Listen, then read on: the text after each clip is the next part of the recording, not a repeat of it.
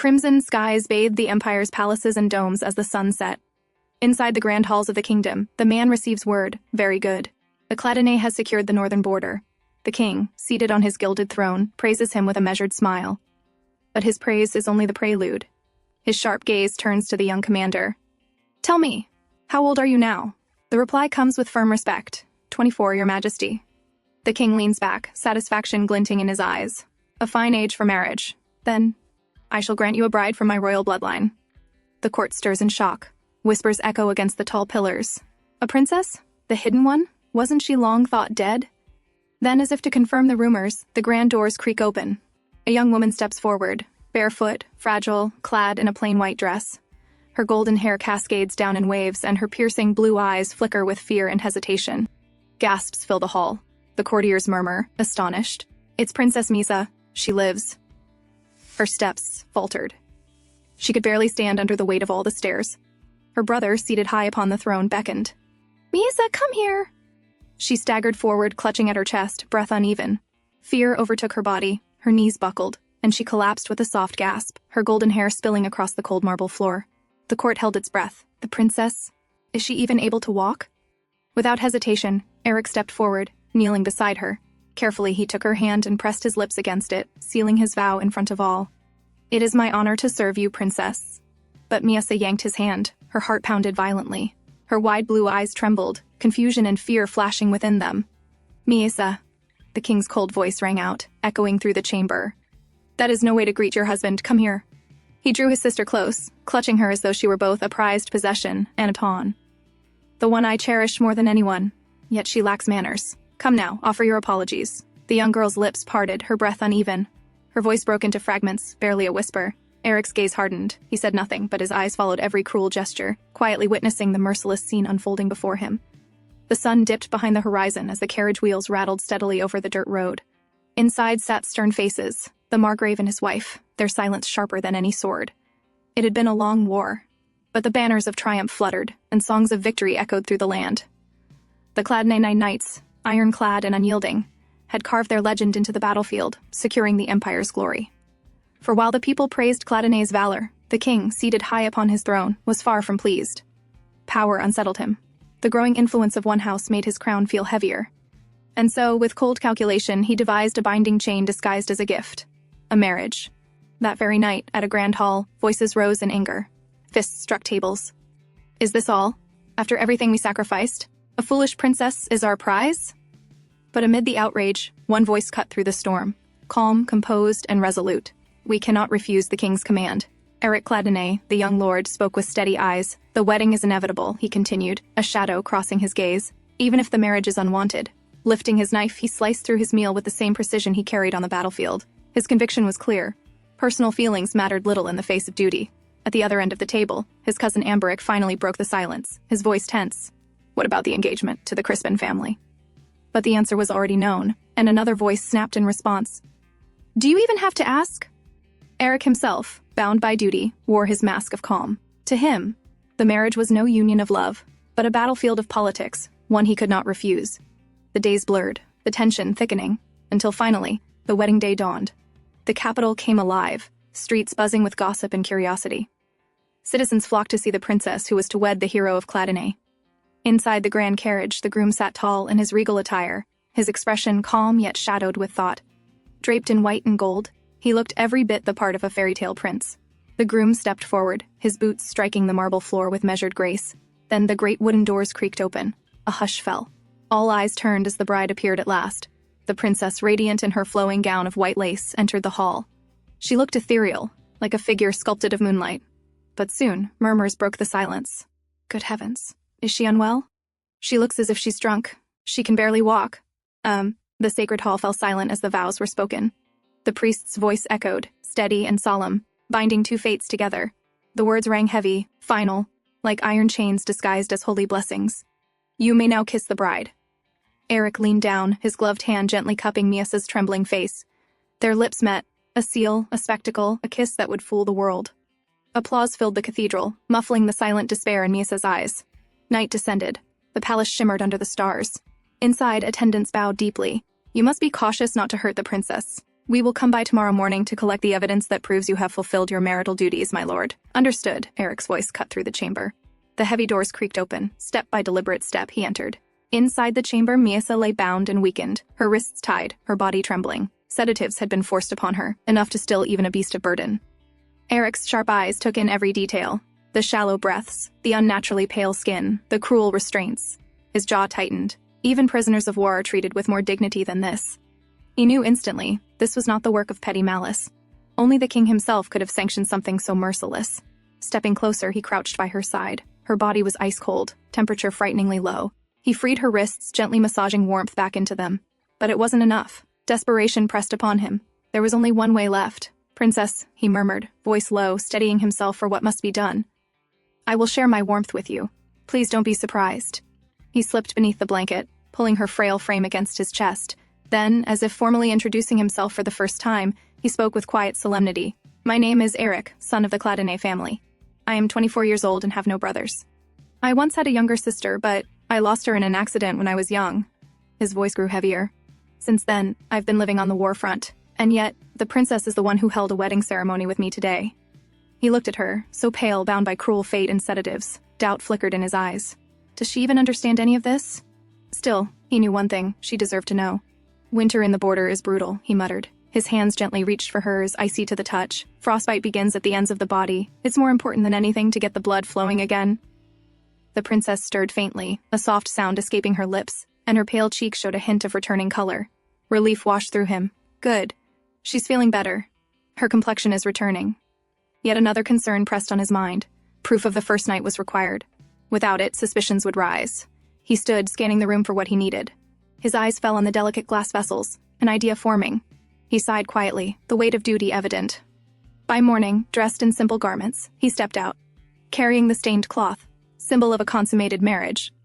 With a calm but commanding tone, he handed it to the waiting maids. It is proof of holy marriage, he said. The women bowed respectfully, promising to deliver it to the king. As they prepared to attend to the princess, Eric halted them. Wait, the princess hasn't woken yet. Please do it later. The maids exchanged glances but nodded. We understand. We'll let her rest then. Inside, Eric leaned against the door, exhaling deeply. Later, faint sounds caught his attention. He turned and found the princess sitting on the floor, her golden hair spilling over her shoulders, chewing absently on the corner of her blanket. Eric's brows furrowed. Princess, that is not for eating. But she ignored him, continuing her strange nibbling. Amused yet worried, he retrieved bread from the basket. Kneeling before her, he held it out. Seems you're hungry. Please wait a moment. How about this? The princess blinked, then reached hesitantly. As soon as the warm loaf touched her lips, she nibbled eagerly, her eyes softening as though tasting food for the first time. Eric couldn't help but smile faintly. I'm glad you like it. Later, the palace gates creaked open to welcome them back. Word spread swiftly, Master Eric has returned. But this time, he was not alone. By his side was the princess. At the sight, the household gathered.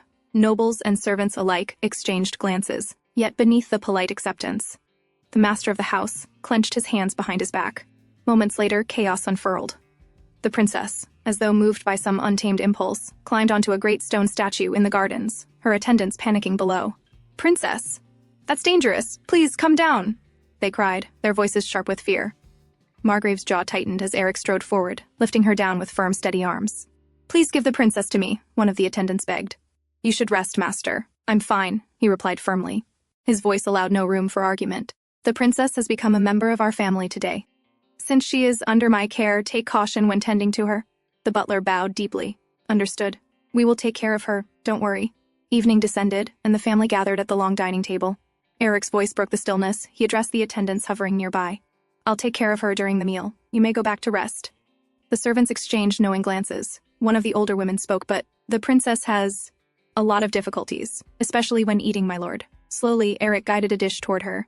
My lady, he said softly, almost coaxing, would you like to eat this? For a moment, she simply blinked at him. Then, haltingly, she opened her mouth. But before he could sigh in relief, she spat the food back out. Shock rippled across the table. Gasps erupted, whispers buzzing like angry bees. The atmosphere shattered. Eric immediately caught her hands, restraining her. Please calm down, my lady, he murmured.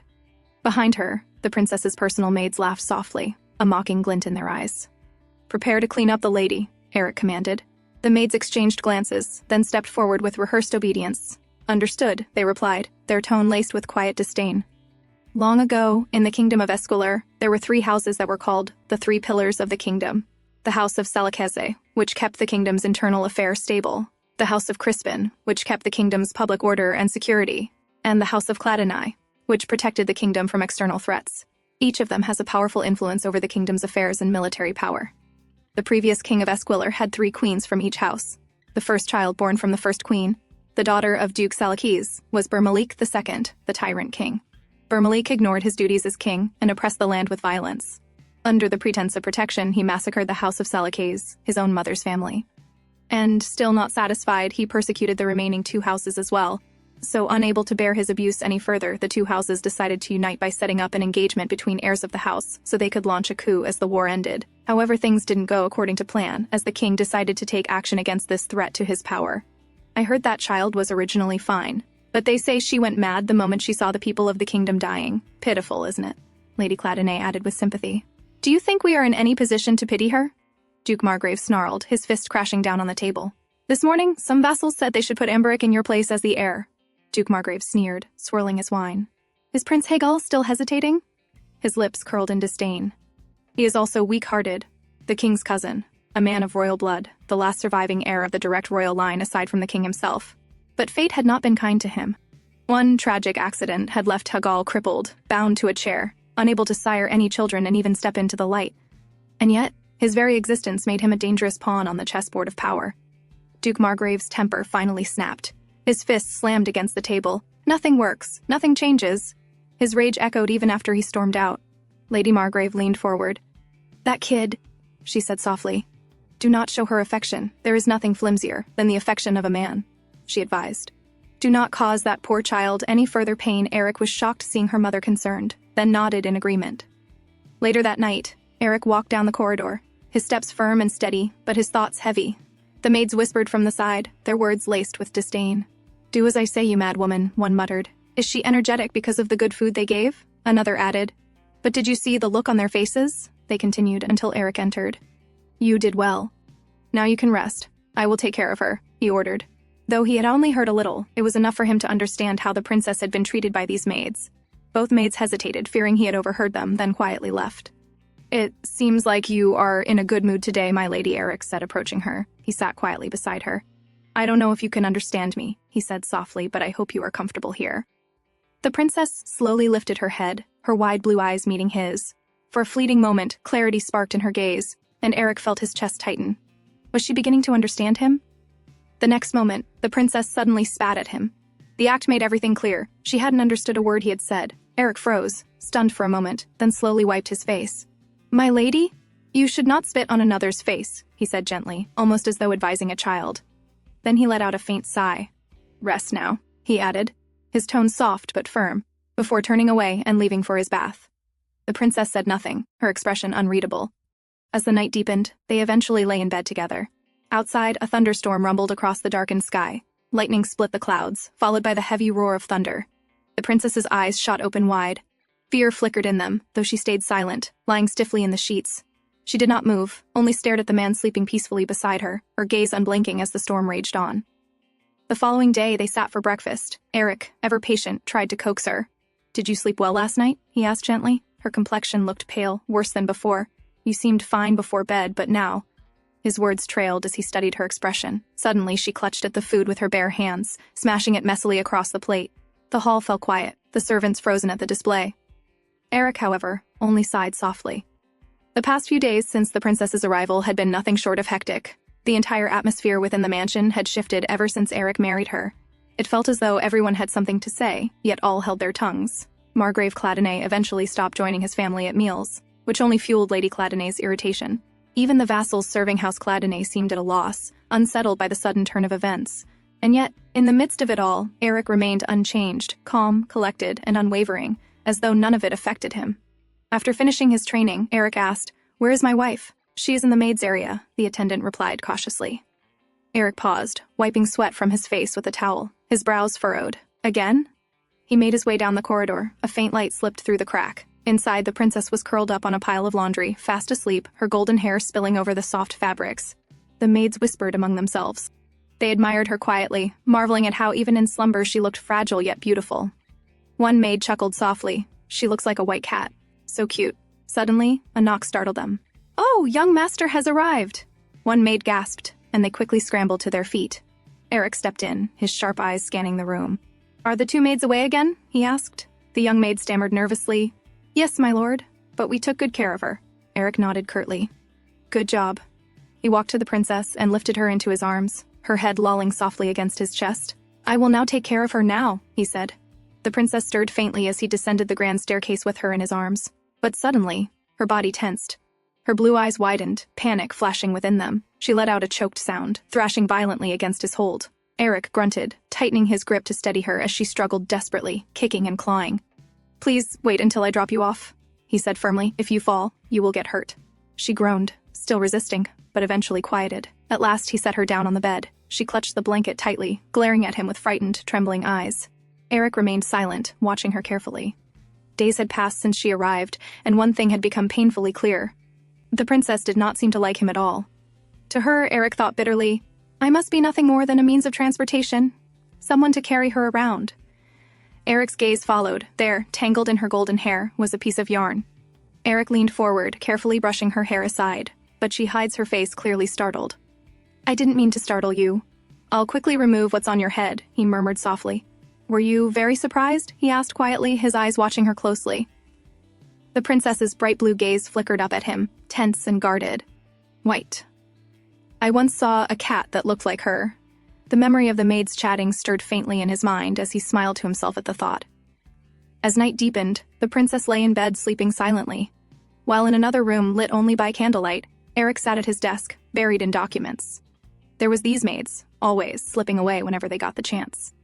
Eric's instincts screamed that they were hiding something. He sighed deeply, pressing his hand against his temple.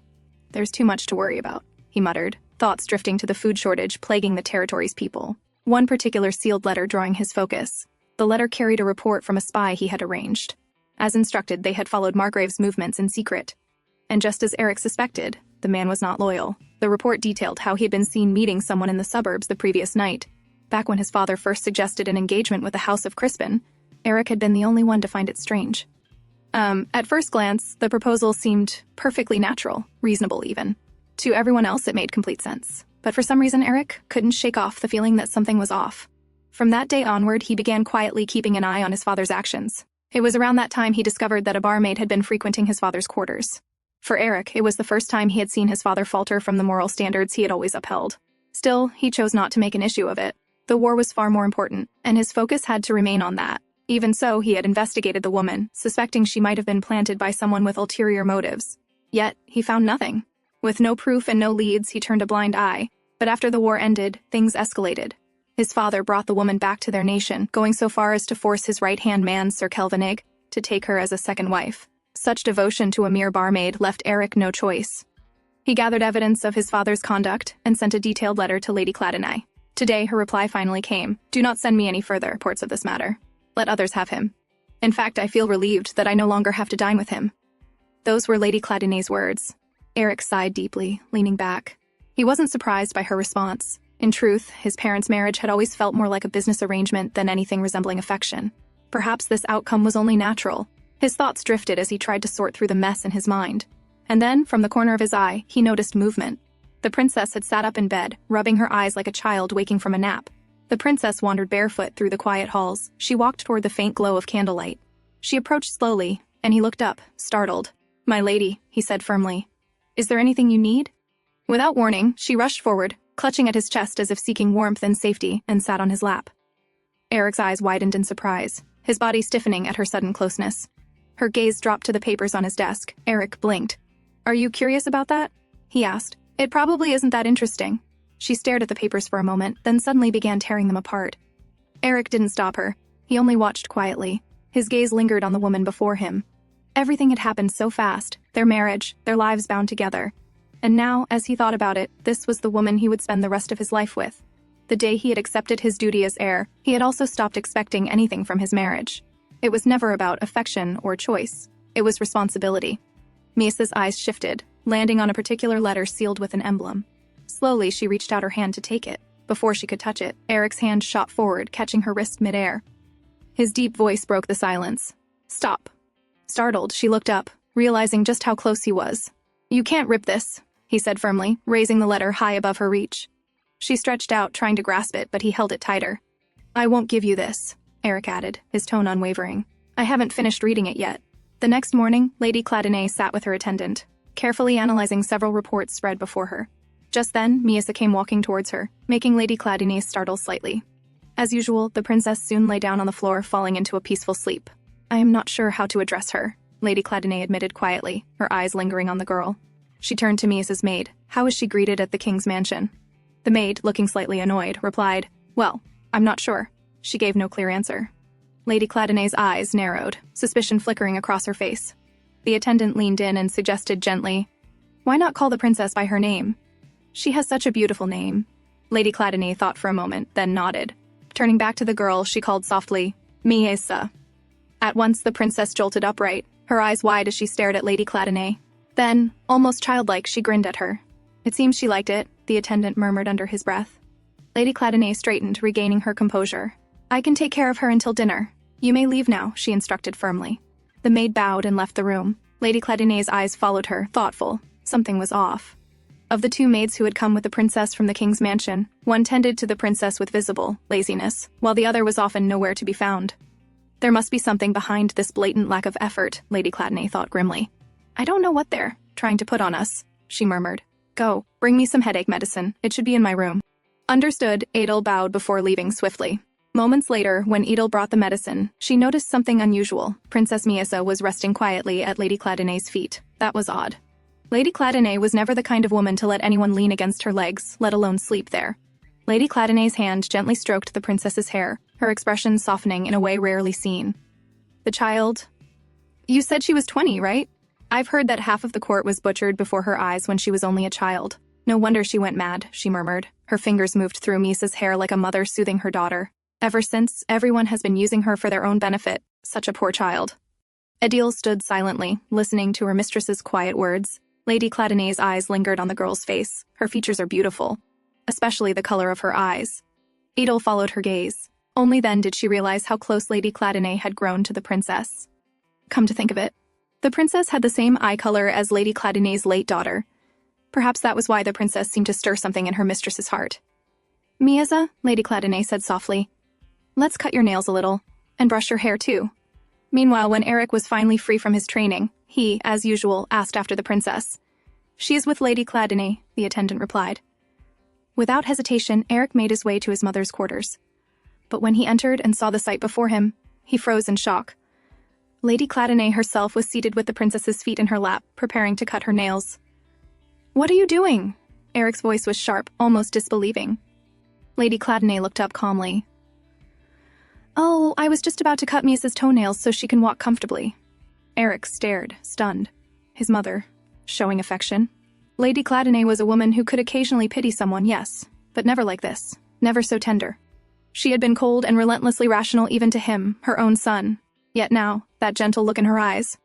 It was the very same look she had once reserved for his sister, Rosier. His chest tightened. "If she is projecting Rosier onto the princess, then I cannot allow it. I will do it. Please, give me the scissors," Eric said firmly as he stepped forward. For a moment, he wavered inside. He remembered his mother's face on the day Rosier died, an expression etched with something between anguish and obsession. Was it right to stop her now, or was he only denying her a fragile comfort? Still, he took the scissors into his own hands. As his strong hands held her delicate feet, Miesa glanced quickly at him. The touch tickled her slightly, but she didn't flinch or resist. She simply lay there in silence. Some time passed quietly, until Adil noticed a faint frown forming on the princess's face. Unsure of the cause, she thought for a moment, then quickly picked up a small sweet cookie and held it to the princess's lips. Miesa accepted it without a word, nibbling quietly. Adil exhaled in relief. "Why did you do that?" Eric asked, his eyes narrowing toward her. "Oh, I just remembered the princess seemed to be fond of sweet things," Adil explained carefully. "I see." Eric gave a short nod, acknowledging her answer. Lady Cladonay, watching from her seat, smiled faintly. Her voice softened with quiet joy as she murmured, "How lovely. She truly does seem to enjoy it." That night, Eric sat with the princess, feeding her with his own hand. Patiently, he reminded her, "Chew slowly, don't swallow it all at once." He watched her carefully, almost as though teaching a child. But even as he guided her, his thoughts drifted. He couldn't understand why his mother was reminded of Rosier whenever she looked at the princess. If it was just because of her eye color, then even his cousin Amberic, who shared the same shade, should have stirred the same tenderness. Yet never once had his mother shown Amberic even a trace of that kind of affection. A soft knock interrupted his thoughts. The attendant stepped inside, carrying a new dish, and placed it on the table. The moment the princess's eyes fell on it, her expression changed. She covered her ears tightly with her hands, her whole body trembling. "Miesa?" Eric leaned closer, startled. "What's wrong?" The princess didn't answer, only pointed with a shaking hand at the dish before turning her face away. Eric's gaze followed, and realization struck him. "Is it because of the roasted quail?" he asked gently. She gave no reply, only avoided his eyes and kept her face turned aside, refusing even to look at it. "I see." Eric's voice dropped, calm yet firm. "Take it away," he ordered the attendant. The dish was quickly removed. Still, Eric's eyes lingered on the princess, unsettled. It was the first time he had seen her react like this. He sat back, his thoughts heavy. Has she fallen sick before from eating quail? Or is there something else behind it? He couldn't help but wonder. The next day, Eric was out on the training grounds while the other knights practiced. He lifted his gaze to the sky. The sun was already high. His thoughts, however, were far from the drills. Did Miesa eat this morning? Yesterday she hadn't looked well, and the worry gnawed at him until he could no longer ignore it. He left the field to check on her. The attendant bowed and reported, "The mistress. She fell into the stream earlier. It seems she saw some fish, tried to get a closer look, and ended up falling in." Eric stiffened. "She fell?" "Yes, my lord. But she was with Lady Cladonay at the time, so there was no cause for alarm." Eric exhaled slowly, relief softening the tension in his chest. The attendant continued, "There's another matter. The mistress doesn't seem to care for chapel service. At first, she followed Lady Cladonay obediently, but once they arrived, she refused to enter. In the end, Lady Cladonay left her with a servant, while she went inside to finish the prayers." Eric listened in silence, then recalled how easily Miesa could be coaxed with sweets. From now on, he instructed, "Make sure there are always sugary treats placed on my desk." That night, he sat with Miesa again. This time she was in a far better mood, obediently eating as he fed her. Watching her, Eric felt a quiet sense of relief. He lifted a fork with another piece of food and offered it to her. But before she could take it, the piece slipped and fell against her chest. "Don't eat that," Eric said quickly. "I'll give you another one." He reached out, intending to set the soiled piece aside, but his hand paused mid-air. The piece had landed squarely on her chest. For a brief moment, he hesitated. Then, after a small breath, he picked it up. Miesa immediately leaned forward, opening her mouth to take the piece from his fingers. Startled, Eric pulled his hand higher. "No," I said. But she didn't let him finish. She grabbed his hand, tugging it down toward her. Her cheeks flushed red, her expression tinged with frustration. Then, without warning, she bit his finger. Her teeth pressed hard, but the sting wasn't what made Eric's heart race. It was the heat of her mouth enveloping his skin. His breath caught, and he hurriedly pulled his hand back. The princess blinked at him, startled as well. For a moment she just stared, then her eyes flickered past him. The next instant, her face darkened with anger. With a sudden tug, she yanked at the tablecloth. Dishes and cups clattered to the floor with a loud crash. At the doorway, her maid gasped softly. "What on earth is going on?" she wondered. Finally, she stepped forward and gently led the princess away to prepare her bath. Eric remained seated, silent. His eyes dropped to his hand, to the faint marks where her teeth had pressed into his skin. Later that night, while the princess slept peacefully as always, Eric lay awake. No matter how he tried, he couldn't chase away the lingering warmth that clung to his fingertips. He pressed a hand over his eyes. "She's my wife, yet she's more like a child. She doesn't even understand that I'm her husband. I can't—" His breath caught. "I mustn't think of her in that way. That should never have happened. Never." The next day, Lady Cladonay mentioned, "We'll be hosting the poem recitation this Wednesday." Eric frowned slightly. "Is there really any need to go through with it?" "Of course," Lady Cladonay replied firmly. "They'll be circling for juicy gossip like hyenas. That's exactly why we must use this chance to show them how well we're doing." The gathering was no small event. Once a month, noble ladies from 3 houses came together to share recitations, exchange views, and, more importantly, gather information. This time, it was House Cladonay's turn to host. But what weighed most heavily on their minds was the fact that Marchioness Crispin and her daughter would be attending. It would be the first time their families met since the engagement was cancelled. Though it hadn't been House Cladonay's fault, Eric knew the Crispins would surely still hold a grudge. After their discussion, Lady Cladonay and Eric took Miesa to the greenhouse. The princess rushed inside with the eagerness of a child, wandering from one corner to another, curiously examining everything with wide eyes. Lady Cladonay busied herself with inquiries, while Eric stood back quietly, simply watching Miesa as she roamed. "Mistress, why didn't you come to our quarters today?" one of the maids asked as she approached, carrying a small bird cage. The moment Miasa turned her head, her eyes locked on the fluttering bird inside. Her mind faltered, suddenly dragging her back to that awful night, back to words her mother once whispered, words that still haunted her. The memory struck like a blade, her face drained of color. She let out a sharp scream and stumbled backward, collapsing to the ground in fear. Everyone froze, startled. "Misa!" Eric shouted, rushing forward. He dropped to his knees beside her. "Misa, are you all right? What happened?" "We don't know," a maid answered quickly. "She just got startled." Before anyone could say more, Misa suddenly clutched Eric, burying her face against him like a frightened child. Tremors ran through her body as she held onto him desperately. Eric wrapped his arms around her, holding her steady. "As you can see," one maid explained stiffly, "the princess does not like birds very much. Then you should have told us that in advance," Lady Cladonay snapped, her tone sharp with anger. "We look after her every day," the maid retorted carelessly. "Why are you scolding us for missing such a tiny detail?" Lady Cladonay's eyes narrowed, her temper flaring, but she bit back her words. She had been suspicious of these maids from the very start. Still trembling in Eric's arms, Miasa wouldn't let go. Seeing her in that state, he spoke softly. "I'll take her outside to calm her down." Without waiting for approval, Eric carried her out of the greenhouse. His thoughts churned. Could this be the reason she recoiled from roasted quail the other night? He walked until they reached the garden and stopped at a wooden swing beneath the trees. Sitting down, he kept Miasa on his lap, holding her securely. "Don't worry," Eric murmured, his voice gentle. "If any bird comes near, I'll chase it away. You can rest." Miasa tilted her head, studying his face. His profile, calm and steadfast, carried a quiet strength. True to his word, his gaze flicked to every sound, alert to any flutter of wings. At last, reassured, she let her eyes close. Leaning against him, she drifted into sleep, comforted by the man's quiet vigilance. As they sat together, Amberic spoke with a hint of amusement. "I can see you're getting along with your wife." Eric glanced at him, unimpressed, but Amberic continued. "There have been a lot of rumors about the two of you. Even my household has heard what people are saying." Eric's brows furrowed. "Who is it this time?" he asked, his tone edged with annoyance. He knew his uncle was trying to push Amberic as the heir. Such rumors could not be ignored. Amberic leaned back, thoughtful. "Well, there's a maid named Vina, she has red hair, and another servant, Skinny, with brown hair. That's what I've heard." Eric exhaled slowly. He knew Amberic enjoyed his freedom and had no real desire to be heir. Their trust had been forged in battle, from saving each other's lives more than once. "Thanks, I guess I owe you one more time," Eric said with a sigh. "No worries," Amberic replied easily, lowering himself to sit on the ground. His gaze sharpened. "But what's going on with you? Don't tell me you're actually into her, because, seeing you now, it feels like you're overdoing it," he smirked. "People are even saying your wife's feet haven't touched the ground since she arrived, because you carry her everywhere." Eric frowned. "You know she limps. And not to mention the accidents that could happen if I don't take care." Amberic shook his head. "But I don't get it. At first I thought you were just putting on a show to fool the king, but right now there's no one watching. So why are you being so devoted to her?" His voice carried a trace of frustration. His eyes narrowed. "You're not seriously thinking of marrying her forever, are you?" Eric's gaze softened as he stroked Misa's head where she rested. His answer was calm, steady. "It doesn't matter who I marry, as long as they are of help to the House of Cladonay.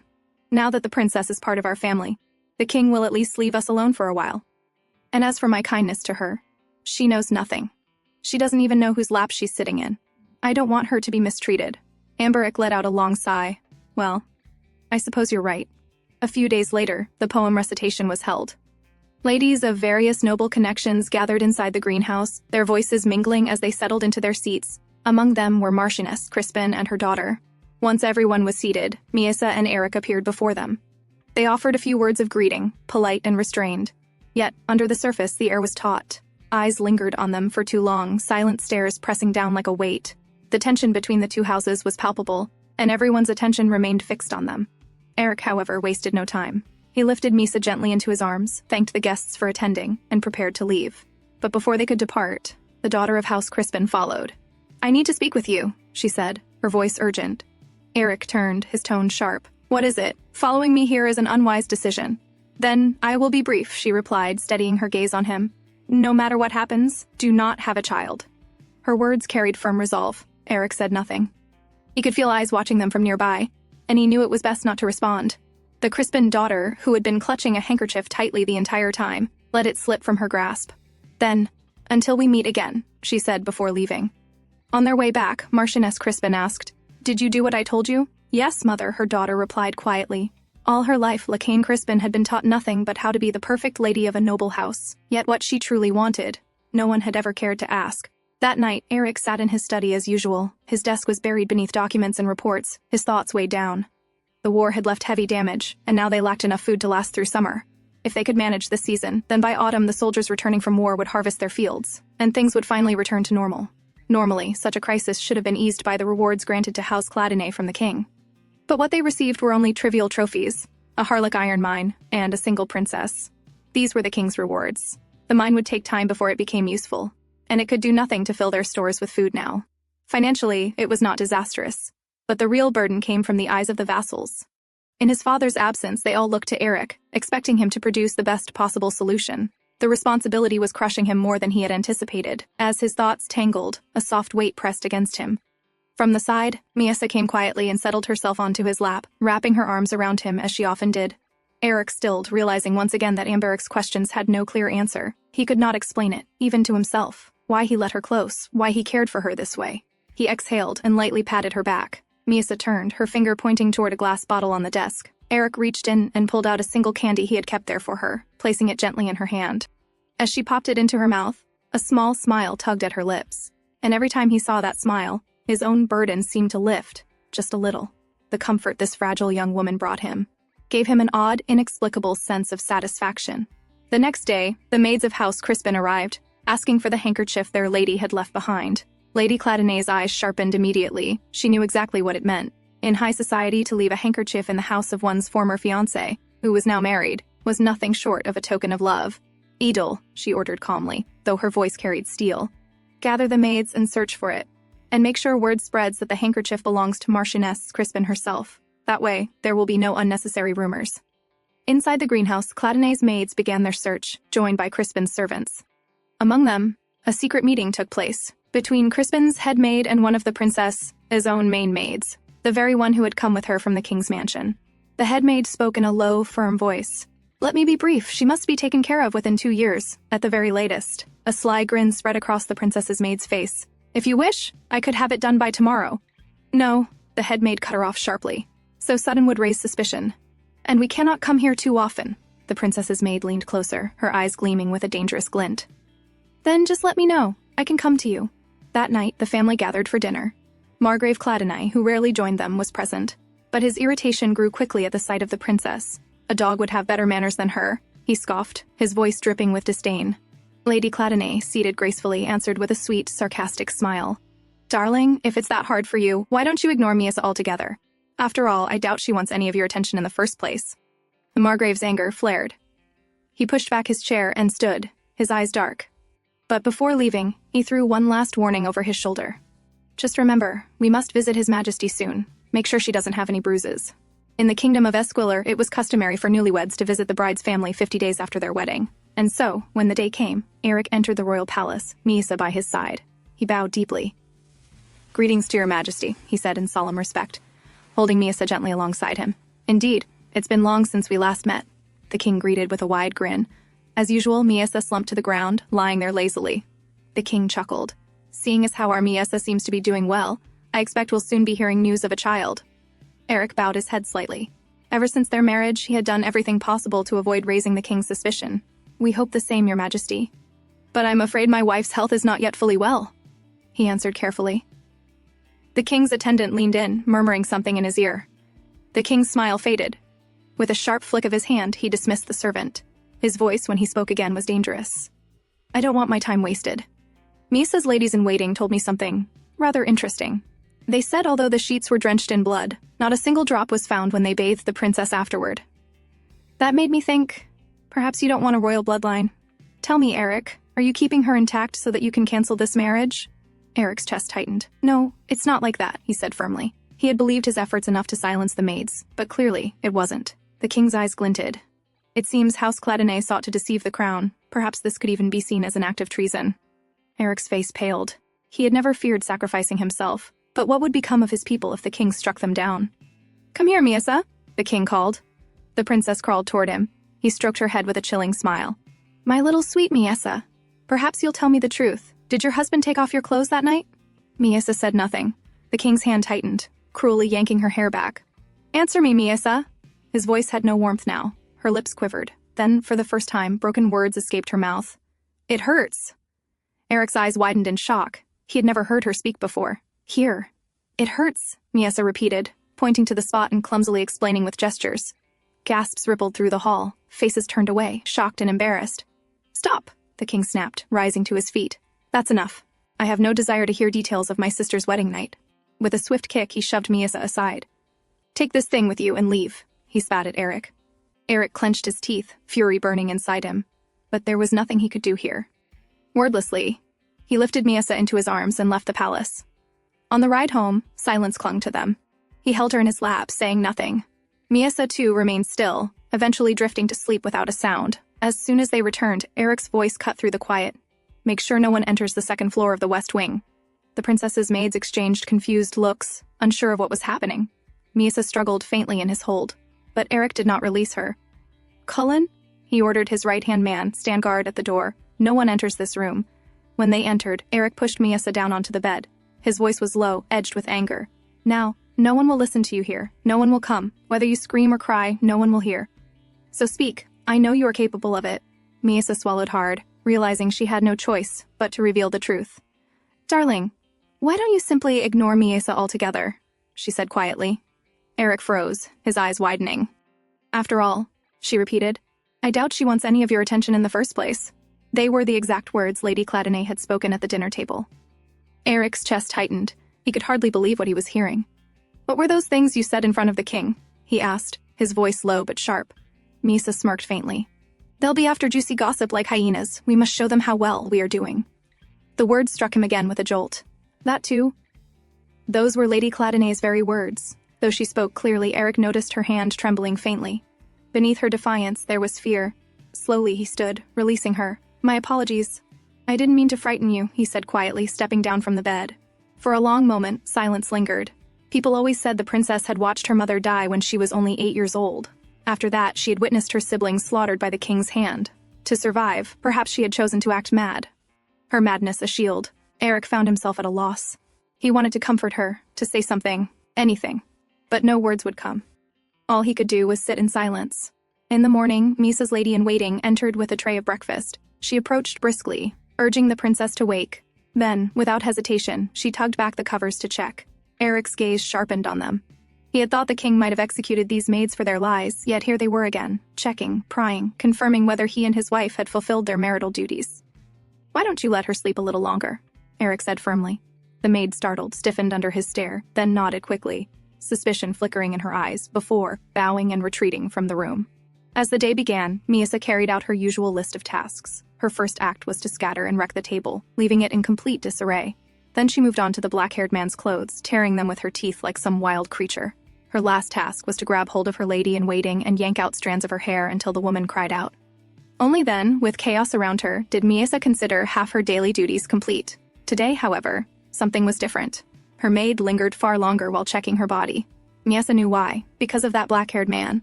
The thought of him made her freeze. Now that he had discovered her secret, what if he told the others? What if he tried to drive her out of this house? Her chest tightened. No. It was true he had been angry last night, but still, he didn't seem like the kind of man who would purposely harm her. Yet the doubt gnawed at her, and if he did tell them, then what? Panicked, Miesa ran straight into the hall. Lady Cladonnay was seated there with her usual composure. Oh, Miesa, did you sleep well? Lady Cladonnay asked warmly as soon as she noticed her. Miesa said nothing. Instead, she collapsed into Lady Cladonnay's lap, burying herself there like a frightened child. The lady stroked her hair tenderly. You must still be half asleep, she murmured. Miesa let out a slow breath of relief. Lady Cladonnay was still the same with her. Nothing had changed. While Miesa rested at her side, Lady Cladonnay turned her attention back to her butler. They discussed household matters. We have purchased mojo wood for the garden decoration, the butler reported. At once, Miesa's ears perked up. Mojo wood? Isn't that incredibly expensive? Even the royal palace uses it sparingly. The butler then presented a sample of fine butter. This quality block costs 20 pesos each, he said. Miesa's eyes widened. That much money? For such a small amount of butter? Noticing her curiosity, Lady Cladonnay smiled faintly and held it out to her. Would you like to try? Miesa took a small bite, chewing slowly. She had overheard before from the maids. With the same money, they could easily buy an entire sack of flour. That night, she remembered, the black-haired man had spoken of the food shortage and his worries about their people. Wouldn't flour be more useful than this butter? She wondered anxiously. But Lady Cladonnay was delighted at her reaction. You seem to like it, she said gently. Order 5 more barrels of this butter. she instructed the butler. Misa sighed quietly. She couldn't understand it. Why did Lady Cladonay and that black-haired man always look so pleased whenever she ate? Was it because they actually cared about her? That seemed impossible. No one had ever cared for her before. Later, as usual, Eric arrived after completing his duties, but this time, Miasa recoiled, reluctant to go with him. Even Lady Cladonay raised a brow at the sight. Miasa's wide, pleading eyes seemed to beg, "Please don't make me go with him, help me." Before anything could be said, Eric stepped forward. Without hesitation, he bent and lifted her in his arms as he always did. Miasa clutched frantically at his shoulders, her body stiff with dread. The man leaned close, his voice low against her ear. "Miasa," he whispered, "it would be wise to come with me. You see, I haven't told anyone about last night, yet."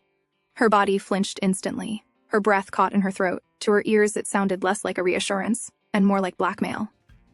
At the dinner table, they sat facing one another. "I assume you can dine without my assistance now?" Eric said calmly. Miasa only stared at him, the same man who had blackmailed her just moments before. Now she was certain she didn't like him. Her eyes fell on the fork and knife in her hands, and her brow furrowed. She hadn't used such utensils in nearly 10 years. Her hands trembled as she tried to cut and lift the food, forcing herself to practice. Eric, watching her carefully, gave a small nod. "It seems you are quite proficient at this." Miasa frowned deeply at his words, unimpressed. There was nothing proficient about her awkward movements. What a strange man, she thought bitterly. Then, with irritation bubbling up, she dropped the fork altogether and began eating with her hands, munching angrily. Eric studied her quietly for a while before speaking again. "What upset you this time?" he asked. Miasa glared at him, licking her fingers pointedly. "Wasn't it obvious? If anyone saw the table spotless, wouldn't they grow suspicious? What was the point of raising unnecessary doubts?" Eric leaned his cheek into his palm, exhaling softly. "I understand," he said at last. "So please, stop." Miasa froze at his tone. Was he angry? Did I upset him? But Eric stood, dragged his chair beside hers, and sat close. She wondered she had eaten like this many times before, so why was he reacting so differently tonight? Before she could puzzle it out, Eric reached forward, tilted her chin upward, and gently wiped her mouth clean. His voice was quiet but steady. "Do you wish me to keep feeding you as before?" Miasa blinked, then slowly nodded. Perhaps this man wasn't as oblivious as she thought, so, as she wished, Eric fed her once again. Their dinner ended in silence. After dinner, Miasa went with her maid for a bath while Eric waited outside. Inside, the head maid harshly poured a bucket of cold water over her, making Miasa flinch.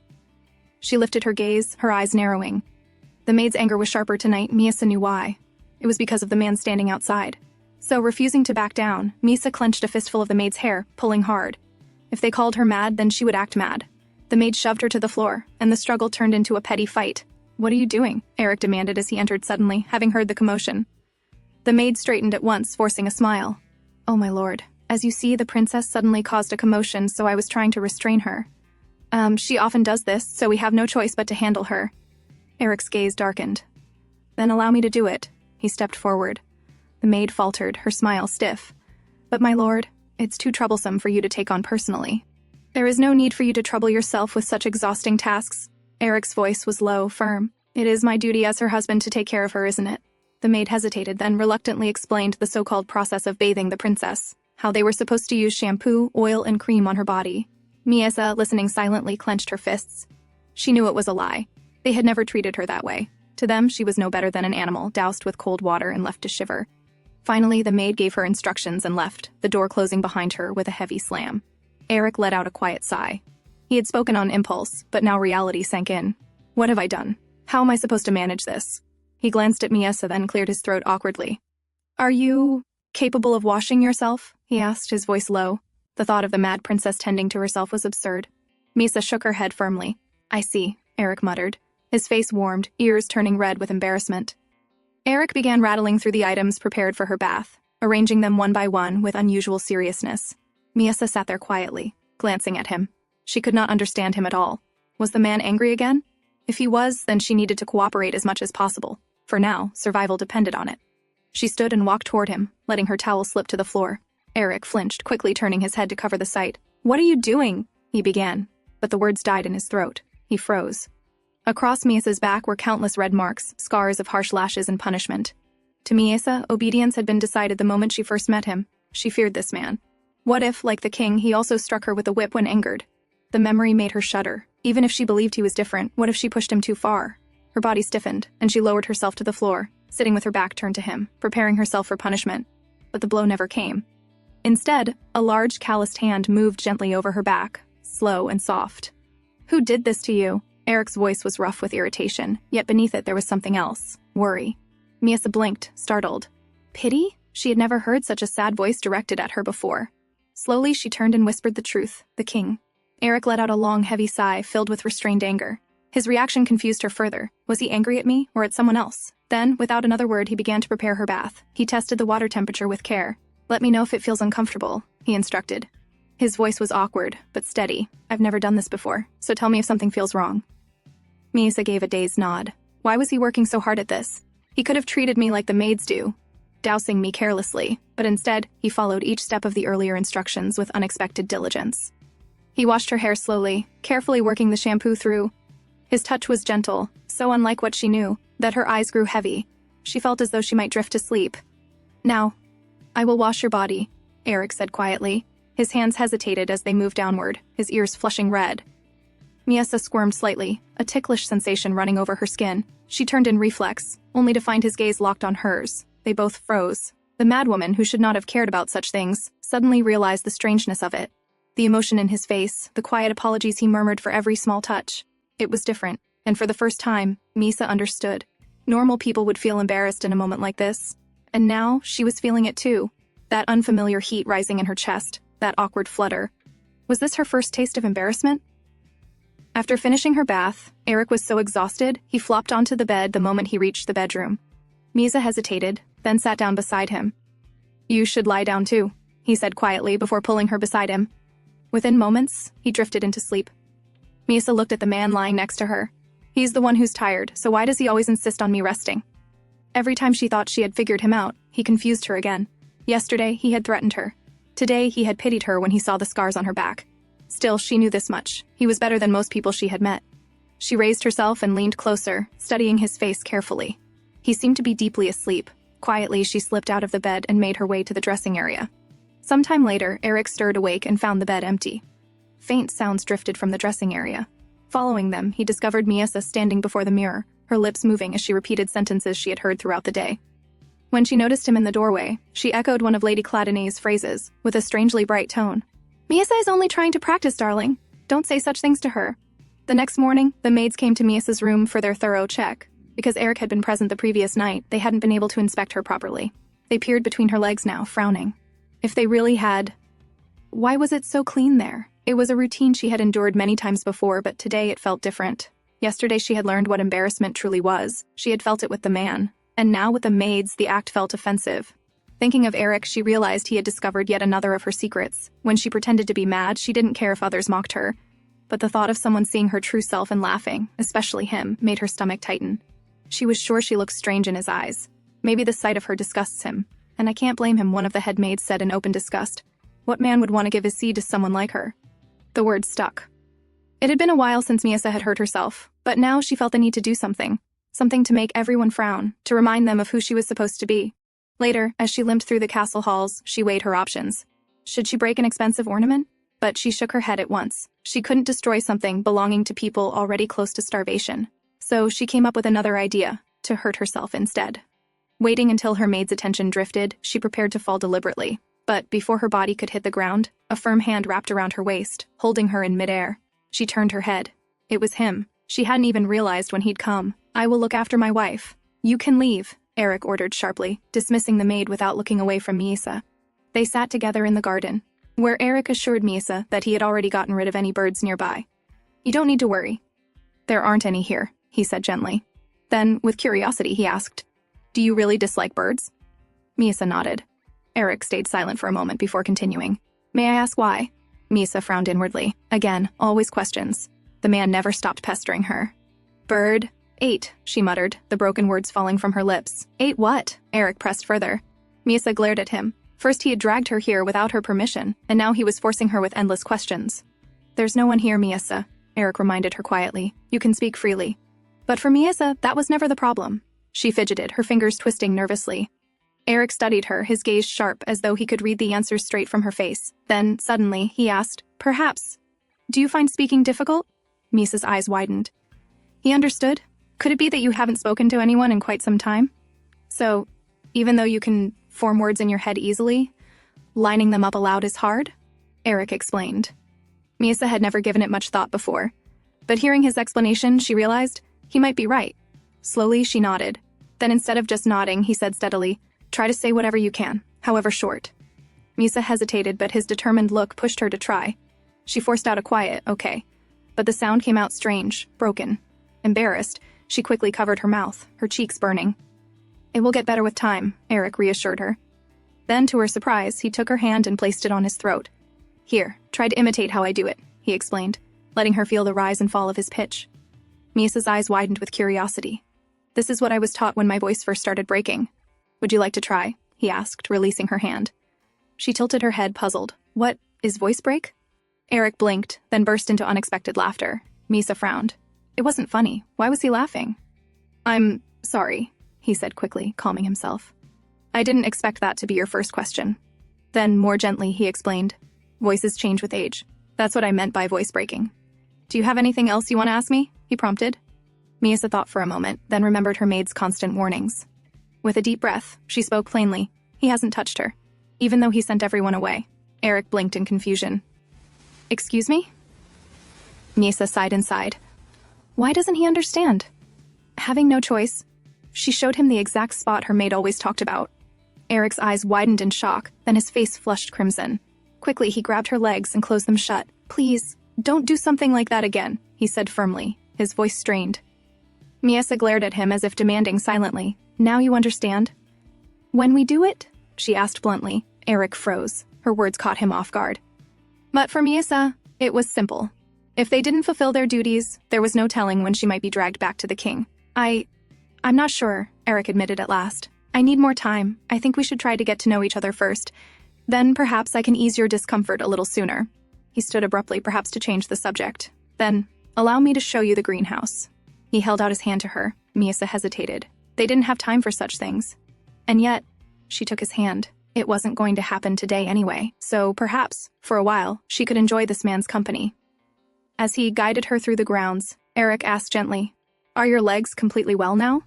Misa turned to him, then grinned proudly. "You completely caught me," Eric muttered with a faint shock. Her grin widened, taking it as a compliment. But then she remembered. She shouldn't walk normally for too long. So after a while, she raised both arms toward him. Eric was startled at first, then understood her meaning. He scooped her up into his arms. "I suppose you walked more than usual?" he said with quiet amusement. Misa fidgeted with her hair, secretly flustered. This man, he's kinder than I thought. If only his kindness could last a little while longer, she wished silently. Misa remembered how a priestess once recited the process of a wedding night to her. The woman had spoken in a flat, monotonous tone, as if it were no more than a formality. To Misa, the strange words had sounded bizarre, almost absurd. When the priestess mentioned that it could be painful, Misa had assumed it must simply be another tiresome duty, and thought nothing more of it. But now she realized it had become her best chance to keep this marriage intact. If it were up to her, she would have gotten it over with as soon as possible. Yet it involved him, this man. And since their last conversation about it, several days had passed, with Eric giving her excuse after excuse. The king might execute him if this matter was left undone. Why then was she the only one who seemed to care? Or perhaps he was putting it off because he wanted to end the marriage altogether. "Misa," Eric's voice called, noticing her dazed expression. But she was lost in thought, hearing again the maid's cutting words. What if the sight of her disgusts him? Could that be the reason? "Misa," Eric called again, louder this time. She bit her lip. She needed to secure this marriage, because life with the Cladonnet family felt safe, almost like the days when she had lived with her mother. "Misa!" Eric finally shook her shoulder, forcing her back to the present. "Are you all right? I called you several times." Lowering her gaze, Misa repeated the maid's words softly. "I suppose. I can't blame him. What man would want to give his seed to someone like me?" Eric stiffened, startled. "What? Who said that?" His jaw tightened as realization struck. Was it the head maid? Now he understood her restlessness. Sitting beside her, his tone softened. "So that's why you're in such a hurry, but as I've said before, we hardly know anything about each other." Misa looked at him bitterly. This again. "Why don't we get to know each other first?" Misa repeated his words. "Then perhaps I could take care of your discomfort a little sooner." Her lips pursed into a pout. Eric chuckled, amused. "So you were listening to me that attentively? And now you're saying I should go to bed with you just because you listened to me talk for a few minutes? Don't you think that's a rather overwhelming request?" He leaned closer, his tone teasing. Before she could reply, he suddenly turned away. "I'm afraid I still need more time to prepare for our union. It's not something that can be done in a flash," he declared, almost casually. Misa frowned. The maids had told her even strangers could do it without hesitation, so what was this man talking about? That night, they sat together on the bed, the tension between them lingering. Miasa wanted to consummate the marriage, but Eric wished to take things slowly. "Why don't you tell me about yourself each night?" he suggested. "And in return, I promise I'll cooperate with your wish. For a start, something easy. What is your favorite food?" "Meat," Miasa answered without hesitation. Eric chuckled. Simple enough. He continued with more questions, and she gave short replies. But after a while, her head began to throb. "Enough, Eric," she blurted suddenly in frustration. He froze. Then his eyes widened. "Was that my mother?" he asked, shocked. Yes, he realized she had been mimicking Lady Cladinet's tone. And then he laughed, loud and free, surprising Miasa. "So this man can laugh at anything?" She wondered. "Oh, pardon me," Eric said at last, still smiling. "But it was nice to hear my name from your mouth. Can you say it again?" It wasn't as difficult for her now, so she quietly said, "Eric." He looked at her with an unfamiliar expression, one she couldn't read. Then, smiling softly, he cupped her cheeks in his hands. "It was pleasant to hear," he said warmly. "And since you were gracious enough to grant my request, I'll have to return the favor." Leaning down, he kissed her gently on the forehead. Miasa blinked, raising her hand to the spot where an unfamiliar heat lingered. It was the first time anyone had shown such interest in truly knowing her. And she was right. Eric was curious about this princess who had worn a mask of madness for so long. Curious about what went on inside her small, guarded head. In truth, he wanted to know not just a little, he wanted to know everything about her. The next morning, Miasa's maids carried out their usual inspection. Once again, they found no proof of any intimacy between her and Eric. The head maid leaned closer, studying Miasa's blank expression. For a brief moment, she wondered if she had seen the girl make eye contact, something unusual for this mad princess. But just as quickly, she dismissed it as her own overthinking. The maids then turned to their own conversation. They spoke in low voices about visiting a certain family tomorrow, and about the advantage they might gain from it. A chill ran down Miasa's spine. One of the maids forced her to sit as the discussion continued. But the unease grew stronger. Her instincts screamed danger. Something was wrong. If they continued, they might uncover her secret. She had to act before it was too late.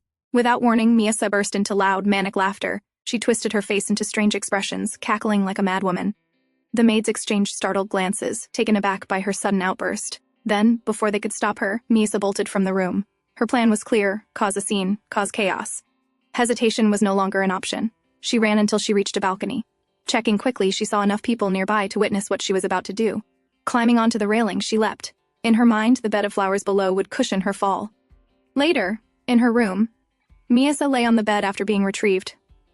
Lady Cladinet stood before her maids, her voice sharp as she scolded them. Moments later, Eric entered, having heard the news.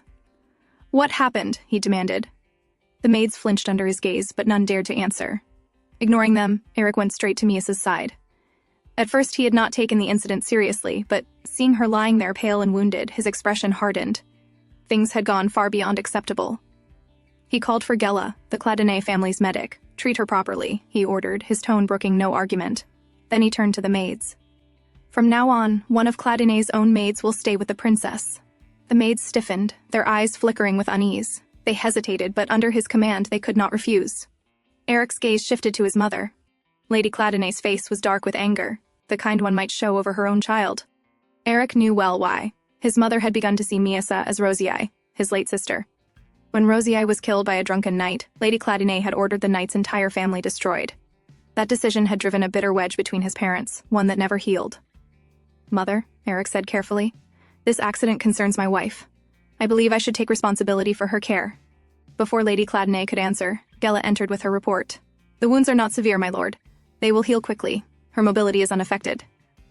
Lady Cladinet exhaled, visibly relieved. That was what she had wanted to hear. "You are right," she said at last, her voice calmer. "You are perfectly capable of handling this matter."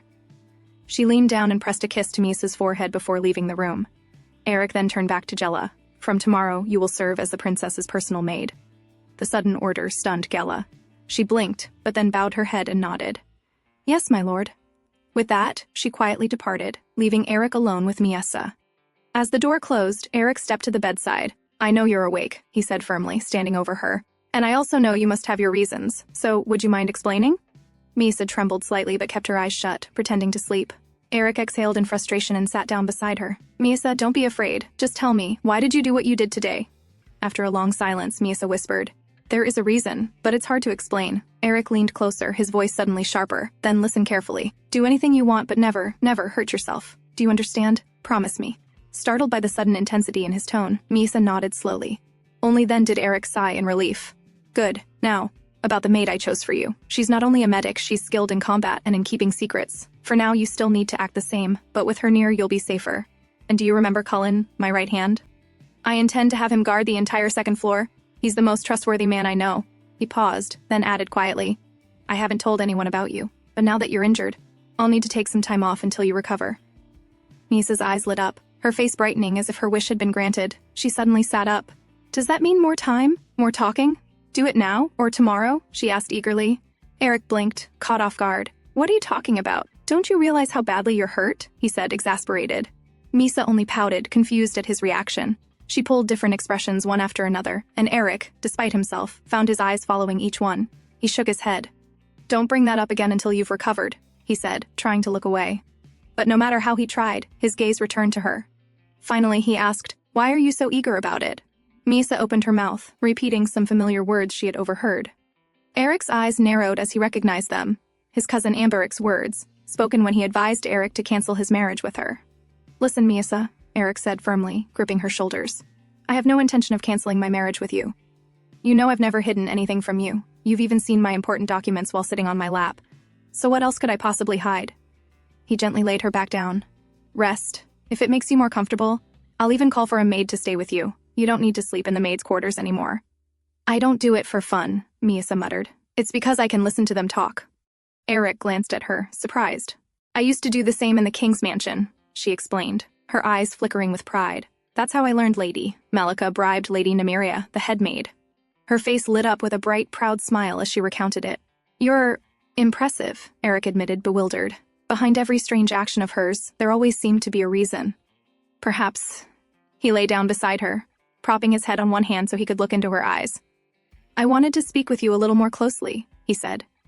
Misa stiffened, then suddenly beamed, convinced this was it. Finally, the man had agreed. But instead he asked, why did Lady Malika bribe Lady Nymeria? Her smile vanished instantly. She turned her head away in annoyance. Please say something, Eric whispered from behind her. Otherwise, we'll never become closer. Misa grumbled, but finally muttered in broken words, Malika, meet tomorrow, 3 pillars of kingdom. Eric frowned. 3 pillars?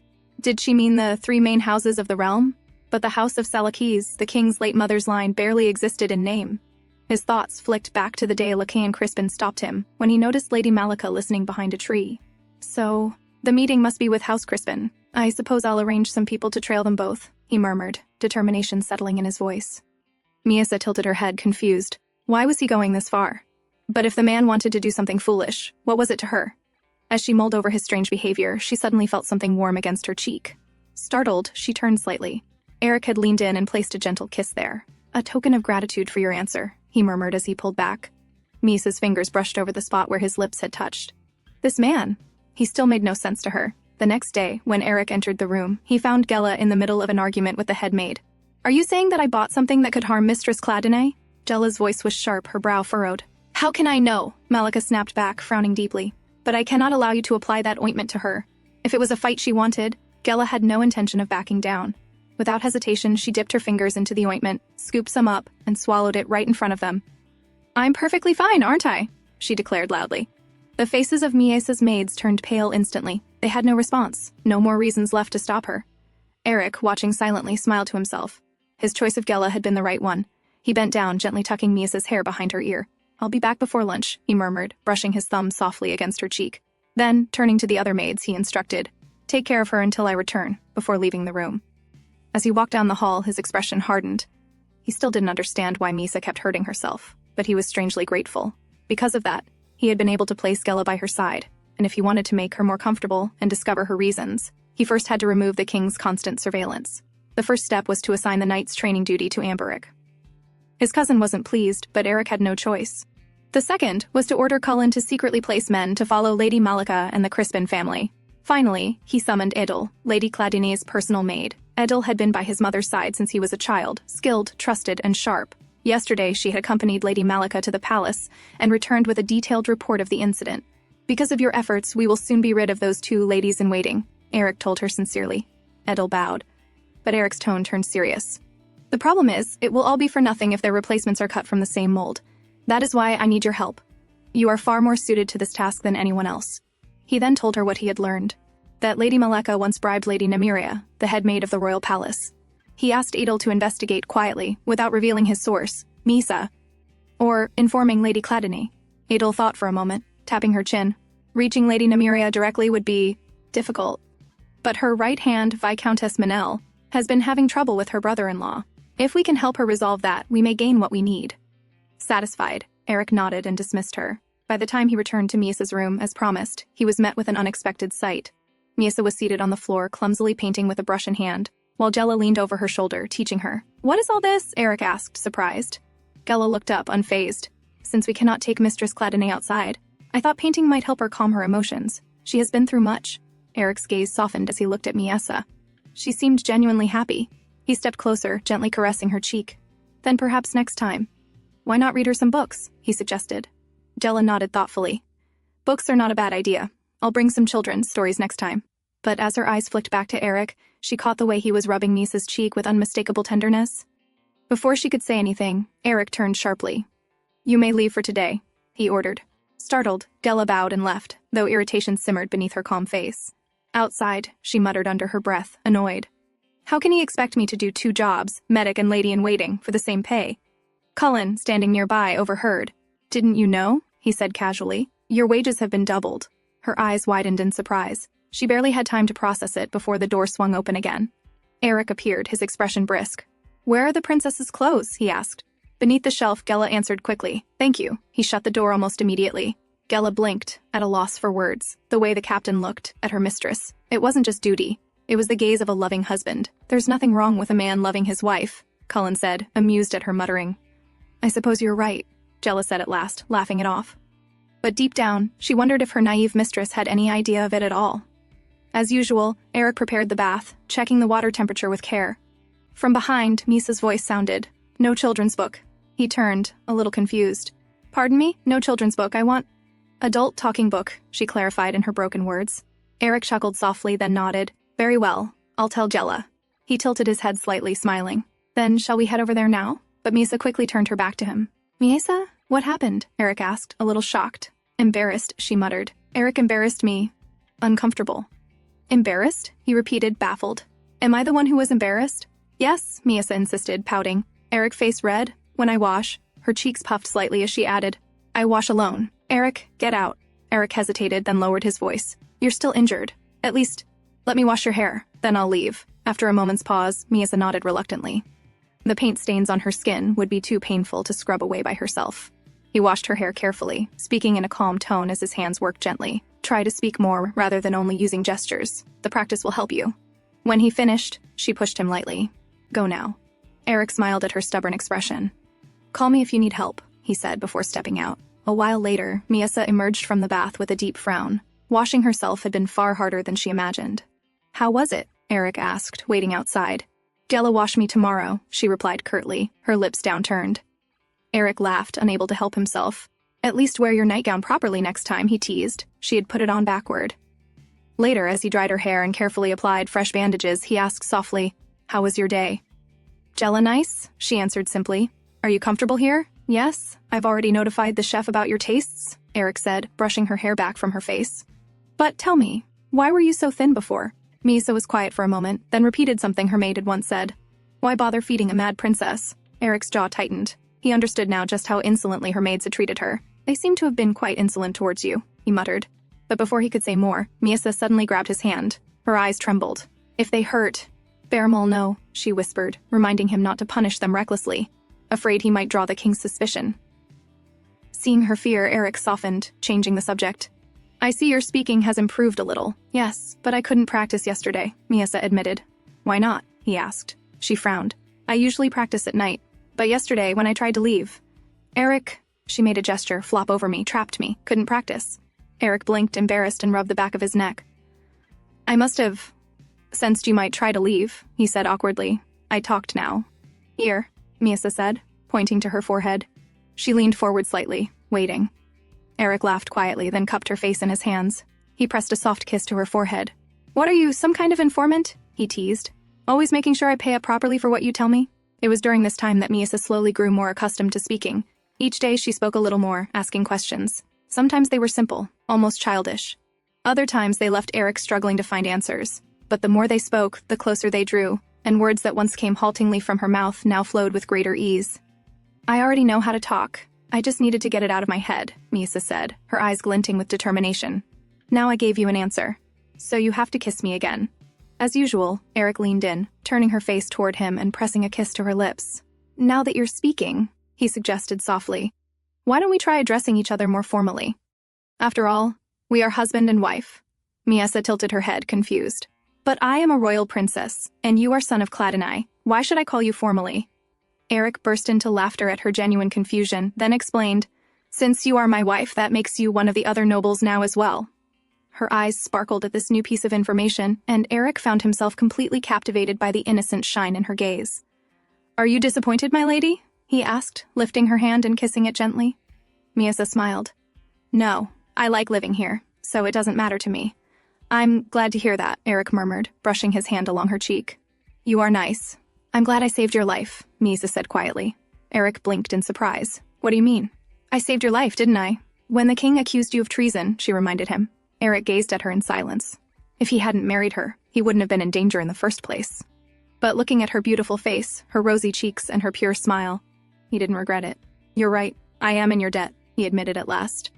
Miesa laughed playfully. "Eric, I'm happy that I married you." Her smile was almost childlike, yet raw and sincere. Seeing those emotions on her face, Eric felt something stir within him. "Misa," he whispered, intertwining his fingers with hers. "You should close your eyes." He leaned closer, his hands stroking her lips gently. Her face turned crimson at the unfamiliar sensation. "Go on. Shut your eyes, Misa. There's no need to be nervous," he urged softly. Trusting his words, she closed her eyes. Eric leaned in and captured her lips, deepening the kiss as he pulled her closer. His heartbeat quickened with every passing second. Misa opened her eyes slightly, startled. "Why is he sucking my mouth as if there's food there?" "But there isn't." She couldn't understand. When Eric finally pulled back, both of them were breathing heavily. Her face showed shock more than pleasure. Eric kissed her forehead, then trailed down to her cheek before capturing her lips again. "Does it feel strange to you?" he murmured in between kisses. Before she could answer, his lips moved lower, pressing against her neck, sucking gently with growing affection. A moan escaped Miesa subconsciously, but she quickly came to her senses and pushed his face away. "Wait. It's not like this. You don't know how? Have you ever done this before?" she asked, her voice flustered but serious. "The upper body has nothing to do with it. I know a lot. The priestess taught me." "So do as I say," she insisted firmly. But Eric only pulled her hand down and kissed her again. "This is all necessary for the part you just spoke of. It's to make sure the process will be less painful for you," he explained, voice low and steady. Miesa frowned. "No, you must have learned it wrong. I'm afraid if you stop me like this, we'll never get anywhere," Eric reminded her, resuming his kisses. "And you see, this is the only way I know." She pushed his face again, frustrated. "Why are you so stubborn? This is all to save your life."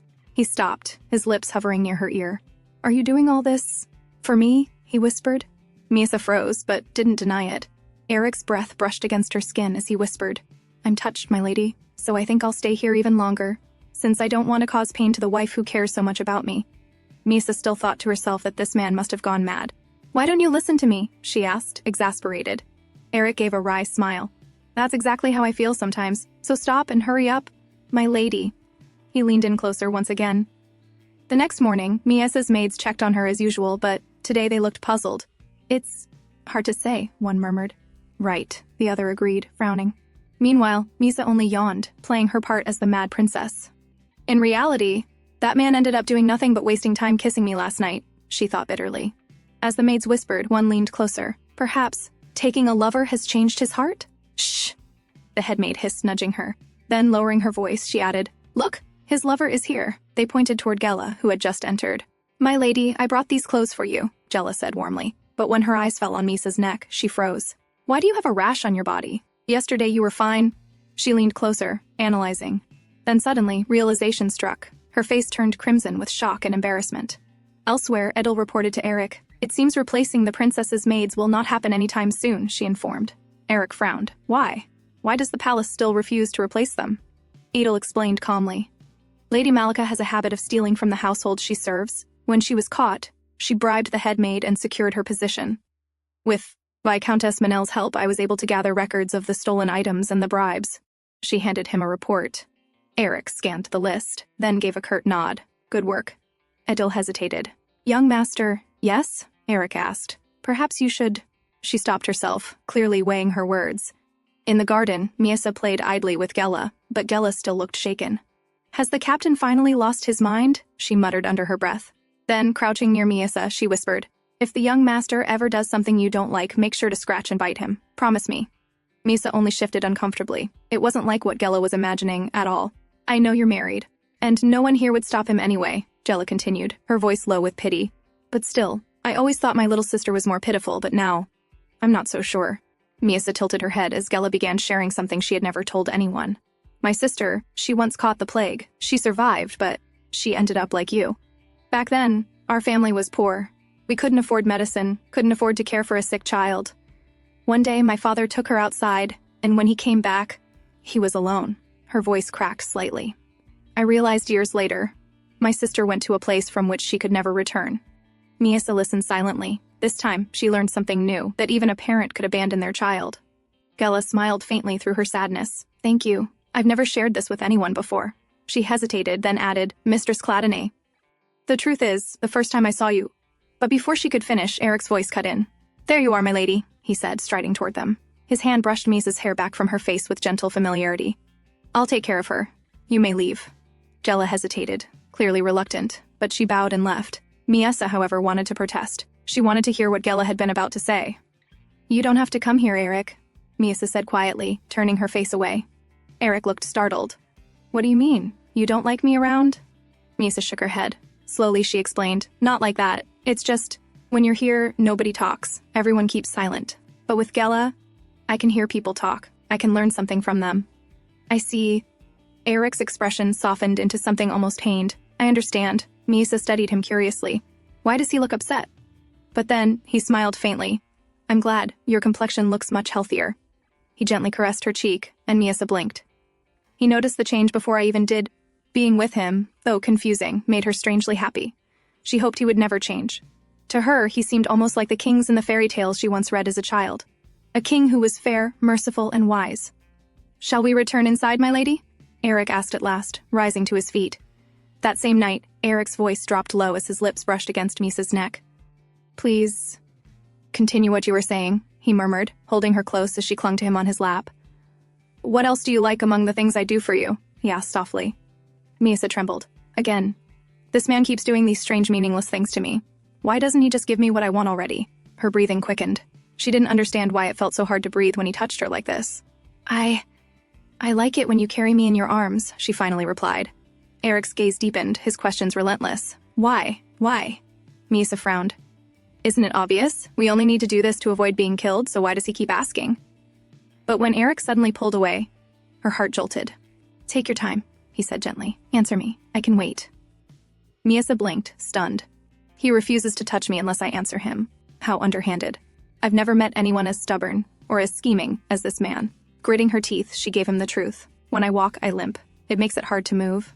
So I like it when you carry me. As expected, Eric smiled at her answer. Miasa, however, was left even more confused. Why is he so reluctant when they could just get it with? Perhaps, as my maid said, maybe he truly has had a change of heart and taken a lover. Remembering those words, she suddenly grabbed at his collar, her eyes wide and searching. We are lovers, right? Lovers are when a man and woman are special to each other. We are that, aren't we? She asked desperately, repeating herself. Eric stilled, then his gaze softened. We are not lovers, he said, his voice steady. We are a married couple. Her heart lurched. Then, could it be that you're married to me? But lovers with someone else? She asked, her face tight with tension. Eric's eyes hardened. What did your maid say to you this time? Miasa avoided his gaze, but her silence was answer enough. There are cases like that, yes, Eric admitted quietly. But I am not one of those people. You are the only one to me, and the same goes for you. His words carried weight, an oath rooted deep inside him. Eric had always despised disloyalty in marriage, perhaps because of his father's betrayal. He pulled Miasa tightly into his arms, anxiety pressing into his chest as if he feared she might slip away. He stroked her lips with his thumb, searching her face. Tell me, have you picked up this accent from Gela? He asked, recognizing the faint Kazan inflection in her speech. Miasa nodded nervously. Why? Is it strange? A soft smile broke across Eric's face. No, it's cute. Then he leaned in, kissing her tenderly, affectionately. Misa's mind whirled. All we need to do is fulfill our marital duties. That's it. None of this, the kisses, the tenderness, none of this was ever part of the process the priestess recited to me. And yet, for some reason, these unnecessary, meaningless things stirred emotions within her. Strange, unfamiliar feelings that confused her and left her trembling. The next day, the maids presented a new dress they had made for Misa, a soft cream gown with lace ribbons and a matching bib. The princess looked adorably elegant, and the maids couldn't hide their delight. "You look so pretty, Your Highness," one of them beamed, clapping her hands in excitement.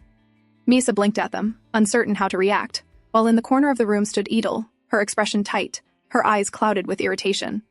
Just a short while ago, she had been in Eric's office, voicing her frustration. "I can't just stand by and watch this house fall into ruin," she had said firmly. "You should consider taking a concubine." Eric had raised his gaze from the papers on his desk, his voice calm but sharp. "So your loyalty to the Cladonnet family now demands that I take another woman?" Edel clenched her teeth. "I can't stand seeing you neglect your duties. You've left everything to Amberic, all for someone you can barely even converse with. You spend your days replacing her maids and fussing over her garden walks. Why?" Eric turned to Cullen, who stood beside him, his tone even. "Am I neglecting my duties, Cullen?" "Not at all, my lord," Cullen replied immediately. "Since you resolved the food shortage by negotiating with Marquis Hetab, the people have begun to regain their trust in this house. And since Amberic took over the night training, even the soldiers have realized who their true leader is." Edel's lips tightened. Realizing her words held no weight, she bowed stiffly. "Forgive my impertinence, my lord." She left the room, but her frustration only deepened. To her, everyone, Eric, Lady Cladonnet, even the household knights, seemed bewitched by that mad princess. She couldn't understand it. A fool cannot run a house, she thought bitterly. Someone has to stop this before it's too late. That evening at dinner, Misa suddenly looked up from her plate, her eyes gleaming with curiosity. "I want to see the world," she said softly. "The one in books? The streets? The people? I really want to go." Her tone was so earnest, so childlike, that Eric couldn't refuse. "Then we'll go tomorrow," he said with a gentle smile. But Lady Cladonnet frowned, clearly uneasy. "The princess has never left the mansion. The streets can be unpredictable. Take Gela with you. She'll ensure her safety." "Don't worry, Mother," Eric reassured. "I'll be with her the whole time." "Still," Lady Cladonnet insisted firmly, "take her." He had no choice but to agree. Their carriage rolled through the cobblestone streets of the capital. Before long, Eric turned to Gela and said in a calm voice, "Meet us back here in 3 hours. Until then, you're free to do as you please." Gela hesitated, worried. "My lord," leaving her side, "I'll look after her," he interrupted. "You have my word." Though reluctant, Gela bowed and stepped away. Once she disappeared into the crowd, the carriage began to move again. Eric leaned toward Misa, who was pretending to sleep with her head resting on his lap, and whispered near her ear, "You may get up now." Her eyes fluttered open, and she immediately pressed her face to the window, gazing out with pure wonder. The vibrant streets of the capital unfolded before her. Vendors shouting cheerfully, children chasing one another, women bargaining at stalls, the aroma of fresh bread drifting in the air. Eric watched her silently, a faint smile tugging at his lips. Seeing her mesmerized expression, he decided not to disturb her. For once, he wanted her to simply enjoy the world, the real one, beyond the palace walls. Suddenly, Misa pointed out the window. "What is that?" she asked curiously, her eyes fixed on a group of wooden carts lined along the busy street. Eric followed her gaze. "Those are display carts," he explained. "Merchants use them to sell their goods, but what they sell is usually of poor quality." Misa tilted her head, her brows furrowing. "If even the House of Cladonnet thinks it's of no quality," she said seriously, "then can it be of use at all?" Eric blinked, momentarily at a loss for words. Then realization dawned. She had misunderstood entirely, so that's what she thought. He recalled how she often sat on his lap while he reviewed financial reports. She must have seen his documents and somehow concluded that his family was struggling. Suppressing a laugh, he leaned closer. "Miesa," he began gently. "The shortage you saw was only temporary. It happened because the war ended and 17,000 soldiers returned home. That caused a strain on our food supply, but the issue has already been resolved." Her eyes widened slightly, listening intently as he continued, almost without noticing that he had started bragging. "The Cladonnet lands are prosperous," he said proudly. "We own 3 iron mines and several trade routes across the southern border. There's nothing for you to worry about." Only after finishing did he realize how self-satisfied he must have sounded. Clearing his throat awkwardly, he asked, "Are you displeased?" Misa shook her head. "No," she said softly. "I was just thinking. I used to leave my snacks unfinished, thinking there wasn't much food left. Now I wish I had eaten them all." Eric froze for a moment. So that's what she worried about, and he had no idea. As the carriage rolled past a confectionery, he suddenly tapped the wall for the driver to stop. "Stay here," he said, opening the door. "Don't unlock it until I return." Without waiting for her reply, he stepped out. Inside, Misa sat quietly. A faint sense of embarrassment crept up her face as she thought about her misunderstanding. She had once lived in the Celia Palace, small, isolated, yet the only home she had known, before being dragged to the royal palace against her will. There she had worn her title like armor, proud of being royal, because it was all she had left. But only after leaving that palace did she realize what peace felt like. She had never imagined that marriage, the one she had thought would end in misery, would bring her any measure of calm. As she gazed out the window, a group of women caught her attention. They were whispering among themselves, their fans half covering their mouths as they giggled. "Look, it's Lord Cladeny," one murmured. "The hero of the Western Front. Such a handsome man." "Yes," another sighed. "It's a pity he's trapped in that marriage. With the mad princess." The words struck Misa like a slap. Through the glass she saw Eric exiting the shop, a box of sweets in hand. Every woman's gaze followed him, some admiring, others pitying. She recognized those looks. They were the same looks she'd seen before, from Amberic, from the servants, from everyone in the house who pitied Eric for being tied to her. As Eric approached, the murmurs died down. He climbed into the carriage, as if nothing had happened, his expression composed. "I apologize for keeping you waiting," he said simply, settling the box on his lap. Misa looked down, her hands clutching her gown tightly. For the first time, she realized that the marriage that brought her peace had only brought him pity. People saw him as a victim, and she was the reason why. And then another thought crept in, a cruel, lonely one. If everyone feels sorry for him, then who will ever feel sorry for me? "I bought the most popular sweets in the South," Eric said cheerfully, opening the lid. "The shopkeeper said they're his finest. Maybe Hallett tarts?" Misa turned her face away. "No," she said abruptly, "don't open it. I don't like sweets." Her voice came out sharper than intended. She didn't even know why she was upset. At herself, at those whispers, or at the kindness that made her feel even smaller. Eric blinked, pausing mid-motion. "What happened while I was gone?" he asked calmly. Misa turned away, her tone cold. "I told you I don't like sweets." Eric sighed softly, then reached out, gently taking her chin to turn her face toward him. "Misa," he said quietly, "I don't care if you like sweets or not. What concerns me is your mood. Something changed while I was away. We haven't been married long, but I can tell when something's wrong." His voice wasn't demanding. It was calm, almost patient. Misa stared at him in silence, surprised. He should have ignored her, dismissed her. But instead, he was trying to understand her. And somehow, that only made her chest ache even more. She ended up falling into his lap. Eric didn't say anything. He simply held her there, silent and still. But as time passed, Misa grew more and more embarrassed. Why did I do that? The question lingered in her mind, tightening in her chest. Even if they now held each other's lives in their hands, the man clearly had the advantage. He knew her secret, and she needed his cooperation to survive. And yet she had acted like a child. Maybe I've gotten too used to being treated like a human, she thought bitterly. So much that it's starting to affect me. Still, she reminded herself, no matter what, she needed to stay on good terms with him. When they arrived at the meeting point, Jella rejoined them. But as she climbed into the carriage, the air felt strangely heavy. She glanced between the two and felt a chill. Neither spoke a word. As they neared the palace, Eric noticed another carriage leaving the gates. His father's. From the direction, he could tell exactly where the man was headed, again, to visit his mistress. Edel's words from earlier echoed in his mind. "You've neglected your duty." Maybe she wasn't entirely wrong. He had ignored his father's affair for far too long. And one man's corruption could tarnish the entire house if left unchecked. "Young master," Jella called out as the carriage stopped. "There's a box inside. Would you like me to bring it in?" Eric turned to her, grabbing Misa in his arms.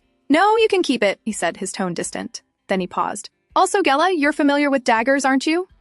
Gella blinked, startled by the question. For a moment she thought of denying it, but lying to Eric never seemed wise. She nodded hesitantly. "Good," he replied simply, then turned away, carrying Misa toward the mansion. Gella stood there, completely puzzled. She shrugged after a moment, picked up the box of sweets from the carriage, and left. From the balcony above, Misa's maids watched the entire scene unfold. "He's spending so much time with his lover," one whispered. "Strange taste for a man of his rank," another replied coldly. "But as long as she keeps him satisfied, what does it matter?" Inside the bedroom, Eric laid Misa carefully on the bed. Sitting beside her, he waited for her to say something, but she remained silent, her eyes turned away.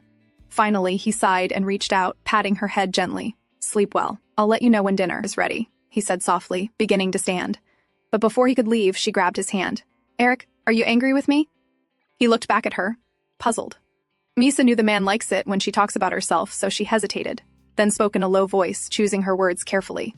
"The sweet you bought, it's from Halieti. That's my mother's homeland. I don't like it." Eric froze. He hadn't known that. "I see," he said quietly. "The third and last queen of the former king, Misa's mother, had come from an insignificant noble family.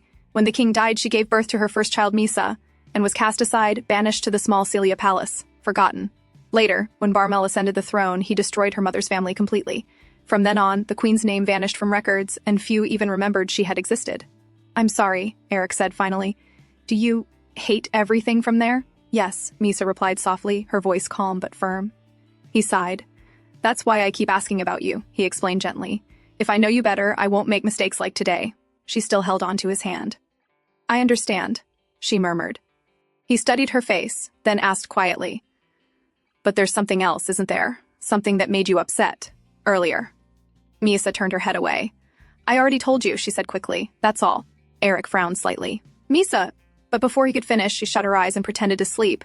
He sighed, recognizing the act instantly. "You're pretending again," he muttered under his breath. Reaching down, he pinched her nose gently, but she didn't react. Sitting there, he exhaled deeply. He hadn't expected her to open up overnight, but still, it weighed on his heart. Her way of avoiding confrontation, the way she buried her pain as if it didn't exist, it frightened him. He had seen soldiers lose their minds on the battlefield after tragedy, men who smiled one day and broke down the next. Lately, Misa had been so calm and nonchalant that Eric almost forgot how tragic her past truly was, and he feared that one day, all that buried pain might erupt into an irreversible tragedy. A few days had passed since that incident. That night, Eric gently pulled the covers over Misa, tucking her in as she casually told him what she liked at dinner. "I liked the soup today," she said softly. "And the bread, it wasn't too hard." Eric nodded, smiling faintly. "I'll let the kitchen know." But when he looked down, he froze. Misa was staring at him intently, her eyes wide, waiting. With a sigh of amusement, he leaned in and gave her a small peck on the forehead. As he pulled away, she spoke again, "And today the sun was too strong, so I couldn't play outside.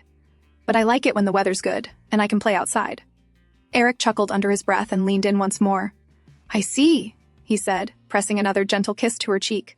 Yet, even as he did, a strange heaviness settled in his chest, a feeling he couldn't quite name. "Is that all?" Misa asked, watching him expectantly, as though waiting for something more. "That depends," Eric replied, meeting her gaze. "Is there anything else you can tell me?" "What you said, that's something you could say to a stranger too." Misa frowned, clearly irritated by his demand. Eric quickly looked away, avoiding her gaze. The emotions stirring in him, affection, guilt, longing, felt unfamiliar and uncontrollable, and he found himself retreating without meaning to. After a moment, Misa turned to him quietly. "I don't know what I can say to strangers or what to say to people close to me," she admitted. "I never really had anyone to talk to. Until now." Eric exhaled heavily, covering his face with one hand. "I see," he murmured, ashamed of his earlier coldness.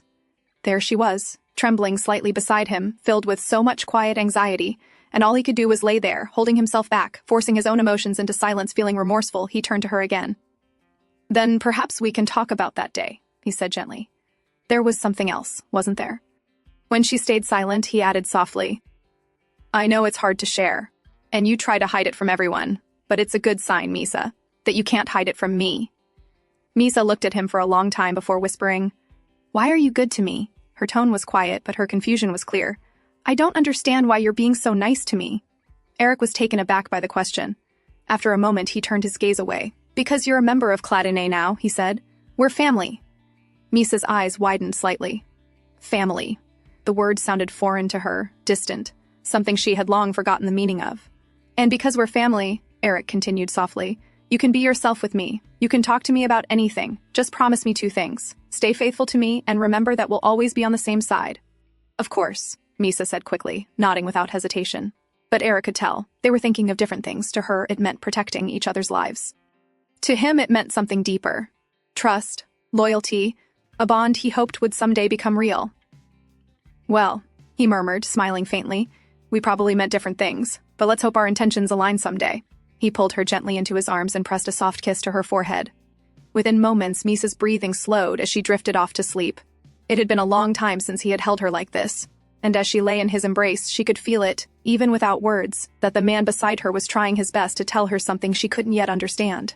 She had once thought Eric was only kind on the outside, but now, she began to realize he was kind on the inside too.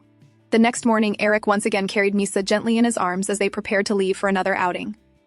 "I hope you have a good time again today, Misa," Lady Cladine said warmly, her tone carrying the tenderness of a mother. Behind her, Adel stood silently, her expression unreadable. As the carriage began to roll forward, Adel finally spoke. Her voice was polite, but the irritation beneath it was unmistakable. "My lady, are you certain this is wise?" she asked carefully.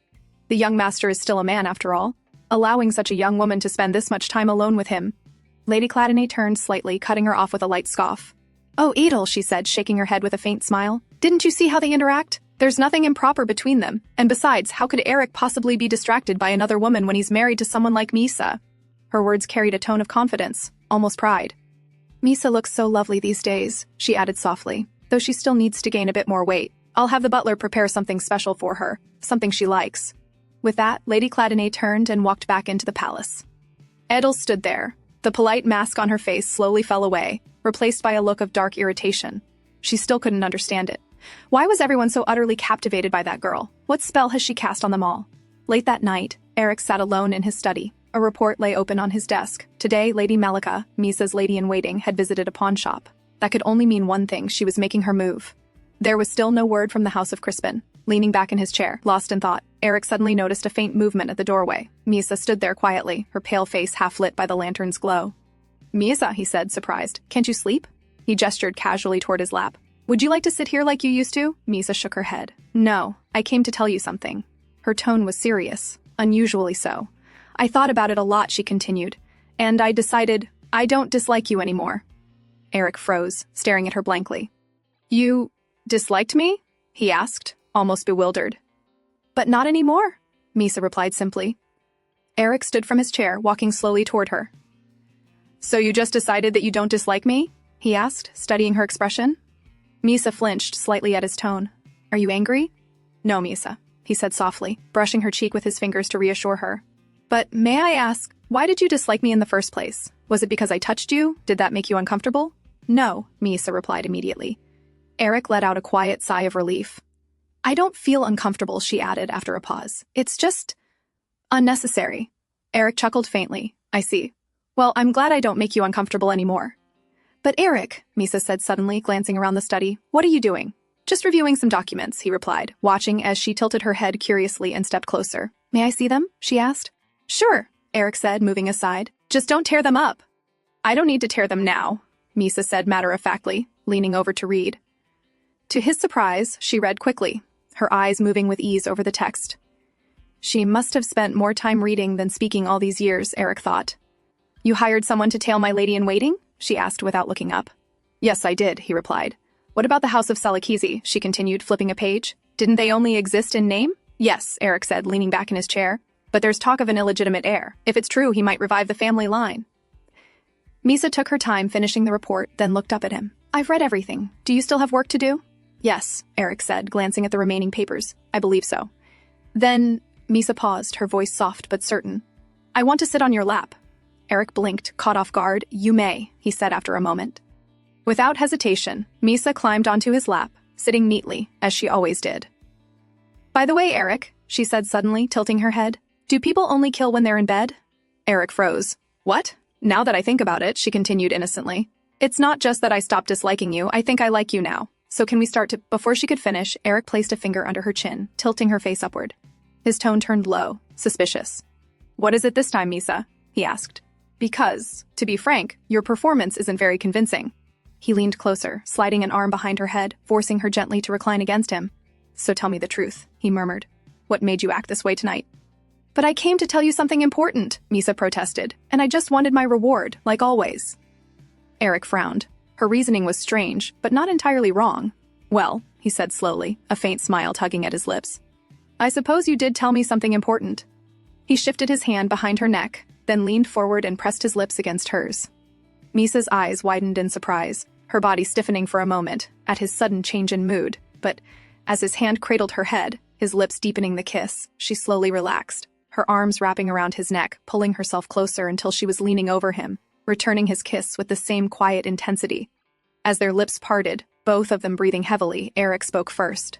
"So, is that your only reason?" he asked quietly. Misa lowered her gaze. "We need to do it to save your life," she murmured. "Have you forgotten? If we keep putting this off, the king will—" Before she could finish, Eric caught her hand. "That won't happen," he said firmly. "The king already used that excuse once. If he does it again, he'll have to admit that his previous judgment was wrong." Misa blinked, trying to process his words. If that was true, then he had been calm all along. while she had been the only one growing desperate. But even so, if not this reason, there were countless others the king could use to destroy him. If something happened to him, she would lose everything, the only man in family who treated her as human. And if that happened, she had to make this marriage unshakable before it was too late.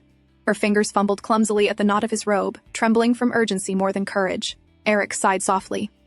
"My lady, can you tell me why you're doing this?" Something inside her snapped. The man kept finding ways to step back, always reasoning, always avoiding. "Do I need a reason?" she asked, her tone rising in frustration. "Why won't you just say it?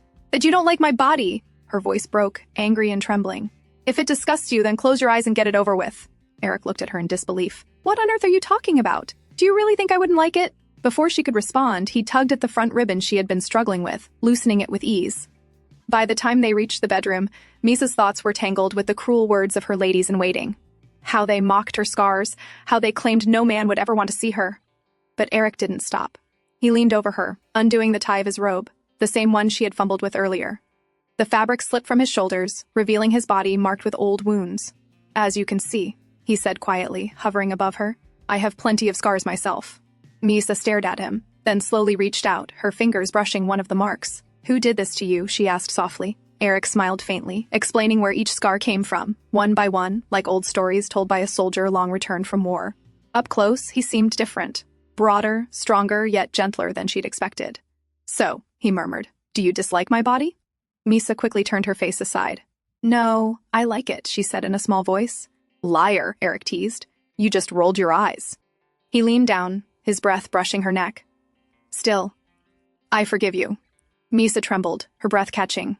A warmth spread through her chest, strange and unfamiliar, yet not unpleasant. Eric's voice grew softer. "You might feel some pain if we continue," he said, giving her a quiet warning. Startled, Misa turned her head toward him, but before she could speak, he pressed a kiss against her lips again, gentle but firm. When he finally pulled away, he rested his forehead on her shoulder with a quiet sigh. "I was going to stop here," he murmured, "since we're not ready yet, but—" He lifted his head, meeting her eyes. "Misa, I may do some things that surprise you," he said in a low voice. "But please, don't push me away, and don't say no, do you understand?" Misa looked up at him, hesitant, then slowly nodded. The man leaned down, his movements slow and deliberate. Only a moment later, Misa began to regret her answer. Yet in the end, he didn't go all the way that night either. A strange, unfamiliar ache lingered within her, a feeling she couldn't name or understand. The next day, Eric received a report from his men. According to them, when they tailed Lady Malika, she had visited a pawn shop. As she left, she quickly shoved something into her pocket, but it was so small that they couldn't make out what it was. One of his men followed her back to the palace, while another stayed behind at the shop. Around sunset, a hired carriage stopped in front of the pawn shop. An old woman stepped out and went inside. Soon after, she was thrown out by the shopkeeper, shouting about a brooch she was trying to sell. When they followed her back home, they noted her address and brought it to Eric. Eric studied the paper, his brows furrowed. The address seemed familiar, but he couldn't quite remember why. "I see," he murmured, dismissing his men with a nod. When he returned to his room, Gela was there, reading a book aloud to Misa. Seeing him, Gela immediately stood up, her expression hesitant, as if debating whether to speak. After a moment, she finally asked, "My lord, are you planning to go outside again today? With the princess and me?" Eric raised an eyebrow, surprised by her sudden question. "Perhaps. Why do you ask?" Gela explained. "Earlier, one of the princess's maids asked me the same thing. I'm not entirely sure, but their behavior seems suspicious. I think they might be planning something." Eric's expression darkened slightly. "I see." Her instincts matched his own unease. If they were planning something, he'd rather face it head-on. He opened his wardrobe and took out a dagger belt, handing it to Gela. "Cullen will show you how to wear this properly. After that, get off the carriage and move around as usual. Keep in mind, Cullen will be following you." Gela blinked, confused but determined. "Understood," she said slowly. "Then I'll prepare the carriage for our outing." She bowed lightly and left the room. Once she was gone, Eric turned to Misa and began helping her dress. He placed a lightweight protective vest under her gown. "There will be knights around, but this will give me peace of mind," he explained. Misa's cheeks flushed. For some reason, she couldn't meet his eyes. "Let me know if it feels uncomfortable," Eric said, adjusting the straps. "No, it's fine," she replied softly, then pointed toward a small ribbon bib her maids had made for her. "Could you help me tie this?" Eric paused, looking at it curiously. He hadn't known she liked such accessories. With a faint smile and a touch of embarrassment, he tied it gently around her neck. "I'm not sure I'm doing it right," he admitted, "but I'll try my best." When he finished, he brushed a hand over her shoulder and said quietly, "Let's just hope all these precautions turn out to be unnecessary." For a long time, nothing happened. Their carriage moved steadily through the streets, and their outing passed peacefully, just like before. Eric began to think perhaps the tension had been for nothing. But when they returned to the meeting point after 3 hours, Gela appeared, disheveled, bruised, and clearly hurt. She climbed into the carriage, breathing heavily. "I'm assuming," she said dryly, "that I'll be getting paid extra for this." Eric stared at Gela's disheveled appearance, his brows knitting with concern. "Are you hurt?" he asked, his tone firm yet worried. "Yes, I am," Gela replied with a sigh, brushing the dirt from her sleeve. "But my feelings are hurt the most, and all because of Sir Cullen." Her expression darkened as she said his name. Eric frowned slightly. "What happened?" Gela exhaled, clearly irritated, and began to explain. "After I left, I wandered around the market like usual, picked up some herbs, stopped by a bookstore. Then, out of nowhere, some man bumped into me. I was about to yell at him, but before I could, he just ran off without even apologizing. A moment later, I realized he'd robbed me." Eric listened quietly, his gaze steady. "So, naturally, I ran after him," Gela continued, gesturing animatedly. "But the bastard led me into a dark alley. That's when I realized he wasn't working alone. A whole group was waiting there." Her voice grew tense. "Disgusting men. And what annoys me more is that I fell for something so obvious." She paused, scowling. "At first, I stayed still and listened. They were talking among themselves, and that's when I found out their real plan wasn't just to rob me. They wanted to kidnap me." Eric's eyes narrowed. "They attacked me," Gela went on. "One came straight at me, but I knocked him flat on the ground. Then another tried to throw a sack over my head from behind. That was it. I lost my temper." She scratched her cheek, a little embarrassed. "Well, I could have gone along with their plan and found out who sent them, but I was too angry to think straight." Eric sighed quietly. "I see. But here's the strange part," Gela continued. "There were plenty of them. Yet they didn't all come at once. They came one by one. I couldn't figure out why, until I looked around and saw who was behind it." She took a deep breath. "It was Sir Cullen, sending them at me, one after another, like it was some kind of twisted training session. And every time he sent someone in, he muttered a number under his breath. So I got little ahead of myself thinking he was ranking me." Eric rubbed his forehead. He was probably comparing your skill to his younger brothers at that age, she said, understanding the pattern immediately. "Yes," Gela burst out. "And he had the audacity to explain that to me afterward." She threw her hands up. "When I finally knocked them all down, he asked me, what's the point of having a dagger if I'm just going to use brute strength? So, you know what I did? I showed him the point of a dagger, by interrogating those men myself." Eric's lips pressed into a thin line. He was about to stop her, worried the story might be too much for Misa, but when he glanced at her, he froze. Misa was covering her mouth, her shoulders trembling, not in fear, but in suppressed laughter. Puzzled, Eric turned back to Gela. "Captain?" Gela said, noticing his mind wandering. "Yes, go on," Eric replied, clearing his throat. Gela shrugged her hand. "Anyway, after a little persuasion, they confessed.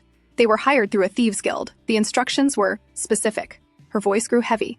"They were to kidnap me, keep me captive for months, and then send me back to the Cladonay estate, pregnant." Eric's jaw tightened. He didn't need to hear more to guess who was behind it. Gela crossed her arms again, trying to regain her composure. "So, I hope I'm getting paid extra for this," she muttered. Eric finally exhaled.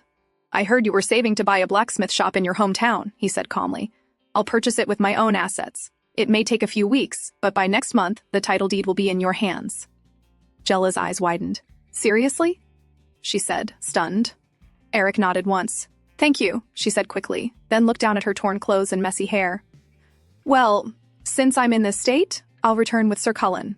She gave a short bow and stepped out of the carriage, leaving Eric and Misa behind in the quiet that followed. Eric's expression darkened, his jaw tightening. "They're playing dirty," he muttered under his breath. "They wanted to spread rumors about me and Gela." Misa lifted her head, her tone calm as ever. "Now that I remember, they once said Gela was your lover." Eric let out a slow sigh. "I expected as much," he said, shaking his head. Then, softening his tone, he turned toward her. "Anyway, are you all right, my lady?" he asked gently. Misa blinked at him. "About what?" "About what Gela said earlier," he clarified, a hint of confusion in his eyes. "I thought it might have disturbed you." "Oh, that?" she said with a faint shrug. "I guess I really was scared when I was young. But now, I'm used to seeing blood." Eric's brows furrowed slightly. "You've seen it that often?"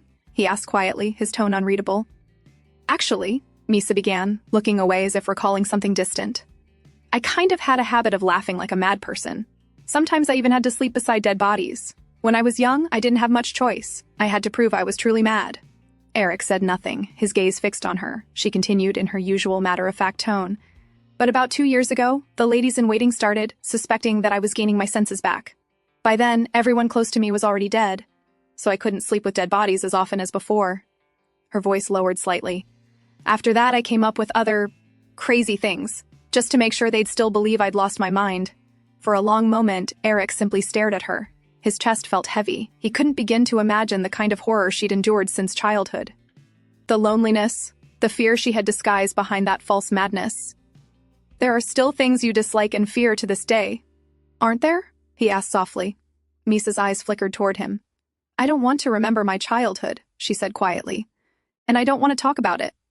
She leaned forward suddenly, her fingers brushing his cheek.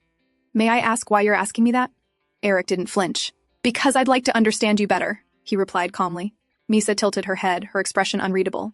That depends, she said slowly. This is a very big secret, one that requires an equally big reward in return. Thinking back to her childhood, Misa realized those were the happiest days of her life. Misa, I told you, no more candies, her mother scolded gently. Little Misa turned around, pouting, clutching a handful of sweets she wasn't supposed to have. The nearby maids laughed softly, one of them scooping her up in her arms to shield her from her mother's pretend anger. Her days in the small Celia Palace were peaceful and warm. It wasn't a luxurious life, but everyone there smiled at her with affection. Don't hide, Misa, her mother said. Didn't I tell you what happens to bad girls who don't listen to their mothers on rainy days, her mother said playfully, grabbing her. The goddess comes down to take them away. Her mother's laughter filled the garden. Those moments, her laughter, the scent of sweet herbs, were the only memories of warmth that stayed with Misa forever. But then came the day when everything changed. A royal informant arrived, whispering something into her mother's ear.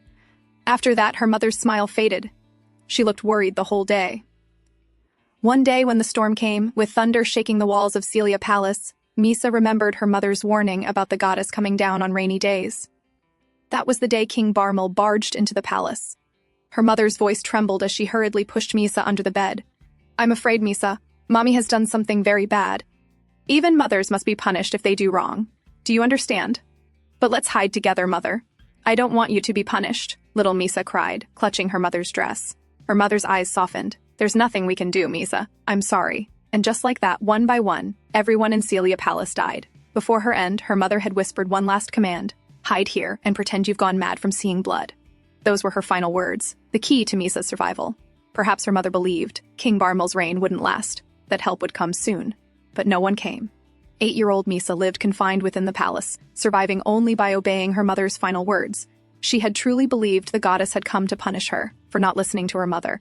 Her life turned into nothing but pain. Following her mother's advice, she did whatever it took to stay alive. She hid among corpses. The first months, sleeping in that hall filled with dead bodies, were unbearable. But she endured. She forced herself to laugh like a madwoman, to speak nonsense, to stop feeling. Eventually, King Barmal believed it. He was convinced she had gone insane. At first, she would still think of her mother and cry quietly in the dark. But after a while, she realized the tears no longer came. Her heart had gone numb. Now, lying under Eric, Misa told him everything. Every word, every scar of her past. And in return, he gave her the reward she'd wanted most. Misa, Eric murmured softly, his voice strained as he hovered above her. Your mother? She said she named you herself? Yes, Misa replied, her voice trembling. She said she had to beg for permission to name me. Does your name have a special meaning? He asked, his voice low and husky, still heavy with the lingering warmth of their union. Her lips parted as she whispered. Mother said, if someone says my name, their mouth must form a smile. That's why she chose Misa, so that I could bring happiness to everyone around me. Eric's breath hitched. Misa, he whispered again, holding her tightly, his voice breaking. Misa, he pressed her against his chest, his lips tracing soft kisses along her cheek, down her neck, repeating her name like a prayer, like a vow. And for the first time in years, as his voice trembled around her name, Misa's own eyes filled with tears. She finally understood. He wasn't just saying her name. He was proving to her that she had indeed brought happiness into someone's life. As Eric held her close, the tears that had long been frozen finally slipped down the corners of her eyes. At dawn, Eric was the first to wake. He gazed quietly at Misa, sleeping peacefully in his arms. The sight filled his heart with a calm joy. There were still so many questions he wanted to ask her, but he decided to save them for later. He didn't want to reopen her wounds by reminding her of the past. Leaning closer, he pressed a gentle kiss to her forehead. Just then, a sharp knock echoed at the door. My lord, an urgent letter has arrived, the butler's voice called from outside, hurried and tense. I urge you to read it immediately. After dressing up, Eric stepped out of his chamber. He walked along the corridor with his men trailing behind. One of them stepped forward, bowing slightly before reporting, As per your instructions, my lord, we investigated the old woman who visited the pawn shop. Our findings confirmed that she is the mother of the vice commander of the Crispin Knights. Eric narrowed his eyes slightly. The vice commander? I've heard of him, he murmured. The soldier continued. Yes, my lord. He's known for his skill, but because of his commoner blood and his brutality, he was never promoted to commander. Furthermore, the family has been involved in questionable activities for years, dirty work done on behalf of the House of Crispin. His father was once executed on charges of assaulting a noblewoman, but witnesses claim he only took the blame for the head of the Crispin house, who was the true culprit. Eric's gaze hardened. So the same bloodline continues its loyalty through corruption. We also discovered that the old woman maintains connections with a certain thieves' guild. The men who attacked Lady Gela were members of that very guild. It's led by her own younger brother, the soldier added grimly. Eric's steps slowed as the pieces came together. So the House of Crispin is behind it all, he said, his voice low and controlled. But still, the logic didn't settle right with him. Even so, why go to such lengths? To taint my father's name with rumors of a mistress? To try and dishonor my household by targeting Gela? Are they simply after the position of the next Lady of Cladonay? Or do they mean to destroy our house entirely? He stopped in the middle of the hall, his tone firm. Cullen, he called out. Yes, my lord. Bring me all records of the House of Crispin's past activities, their trades, alliances, and connections. Everything, Eric ordered. As Eric resumed walking, his thoughts tightened into unease. The Crispin family's scheme had been sloppy, too easily uncovered, their network collapsing in mere days. But the mystery surrounding his father's secret lover, despite his best efforts, remained completely hidden. The contrast unsettled him. Their methods, their timing, it all felt too mismatched. Was the House of Crispin truly the mastermind, or merely a pawn? Just then, one of the attendants hurried toward him. Young master, Mistress Cladonay is awake now, he reported. Eric paused. I see, he said softly. I'll go to her now. As he turned down the corridor toward Misa's chambers, one thought echoed in his mind with chilling clarity. If the Crispins were not the true hand behind all this, then there was only one other person with enough power to manipulate them all, the king. Inside the bedroom, Misa's ladies-in-waiting stood around her as usual, observing her closely, analyzing every small detail of her appearance. From their looks, it was clear they had already deduced what had taken place the previous night. Misa, laying quietly on the edge of the bed, felt uncomfortable under their scrutiny. Yet, at the same time, she thought perhaps it was a good thing. If they go and report this to the king, maybe he'll finally stop interfering, she reasoned to herself. It's perfect timing, Lady Melika said suddenly, clapping her hands lightly. Let's begin our plan. I'll bring out the things. She walked over to a cabinet and began rummaging through it. The door is locked, right? Asked one of the other maids, glancing anxiously toward the entrance. Yes, it's locked, Malika replied curtly. Now hold her up and let's finish our work before anyone interrupts. Misa's eyes followed their every move, confusion creeping into her chest. Her messy hair brushed across her face as she watched Malika pull out a new dress and several items from the chest. She turned toward her with a bright, practiced smile. You finally managed to capture your husband's attention, didn't you? So now, let's make sure you don't lose it so easily. Her tone sent an uneasy chill through Misa. She didn't understand what they were really intending, but the way Malika's eyes glinted as she approached made her tense. Meanwhile, outside the door, Gela approached in her one good arm. Good morning, she greeted Valak, Cullen's younger brother, who was standing guard by the entrance. You're late today, Valak remarked, glancing at her bandaged arm. Well, Gela said dryly, raising her brow. It's not easy moving fast with a broken arm. He nodded. Fair enough. Anyway, go on in. Those two ladies went inside a while ago. Those two? Gela frowned slightly but nodded. Got it. She pushed open the door slowly. The room was empty. Her eyes darted across the chamber. No sign of Misa anywhere. The bed was still unmade. A faint sound of something shuffling came from behind the closed bathroom door. Mistress Cladonay? Gela called out quietly, but no one answered. Then she froze. From behind that door came the distinct sound of muffled voices. Gela's posture stiffened immediately, every sense on alert. Something wasn't right. Inside the bathroom, chaos filled the air. Everything lay scattered across the tiled floor. Cosmetic boxes overturned, broken brushes rolling underfoot. Lady Malika stood near the sink, a red lipstick case clutched tightly in her hand. Her tone was sharp and commanding. I told you to hold her properly, she snapped. Below her, Misa, now dressed in a new gown, struggled and breathed heavily as the other maid pinned her down by the hair. Misa's body trembled. Something felt terribly wrong this time. Usually her defiance would have earned her a slap or a scolding. But today, they were calm. Too calm. As if they had a clear, deliberate purpose. Malika crouched down, twisting the lipstick open. Now then. Let's make you more, presentable, she said coldly. She dipped the small brush into the red pigment and reached toward Misa's lips. In a sudden motion, Misa jerked her head, and the brush flew from Malika's hand, clattering against the floor. For a brief moment, she thought she had won, but the woman only smirked. I guess I have no choice, Malika muttered. My fingers will do just fine. She dabbed her finger into the lipstick and reached forward again. A deep, instinctive fear struck Misa. Her heart pounded violently. Something about this felt more dangerous than any punishment she'd ever faced. If I don't stop them now, I might die here. Just then, a familiar voice called from outside the door, firm and clear. Mistress Cladine, are you in there? It was Jella. The door rattled once, followed by her voice again. Why is this locked? Misa's eyes widened. This was her chance. Gathering every ounce of strength, she screamed as loudly as she could. The sound echoed sharply through the room, before a rough hand clamped down over her mouth. But it was too late. Outside, Gela froze for a second. Then she began pounding on the door with her fist. Mistress Cladine, are you all right? She shouted, hitting it again and again. Her injured arm throbbed painfully, but she didn't stop. Inside, panic flickered across the younger maid's face. Lady Malika, what do we do? What if they break in? Move your hand, Malika said darkly. But I said move your hand, she barked. We'll finish this before they come in. The frightened maid hesitated. What if she screams again? Let her, Malika hissed. We'll tell them she was hysterical, and we had to lock her in for her own safety. Meanwhile, outside, Valak had joined Gela, throwing his shoulder against the door again and again. It's solid oak, he grunted. It's not giving way. Inside, Malika glared down at Misa. It won't open easily, she sneered, so stop wasting our time. She brought her stained fingers closer to Misa's lips. Before she could touch her, Misa spit, straight at her face. You little brat, Malika's voice shook with rage. You looked me in the eyes just now, didn't you? Misa froze. No, you're not acting like a mad woman at all, Malika said, her tone low and venomous. She tilted her head, eyes narrowing as realization dawned. So that's it. You've been pretending all along. Misa's blood ran cold. She quickly lowered her gaze, but it was too late. Her trembling hands gave her away. Well, well, Malika said, wiping her cheek slowly. What do we have here?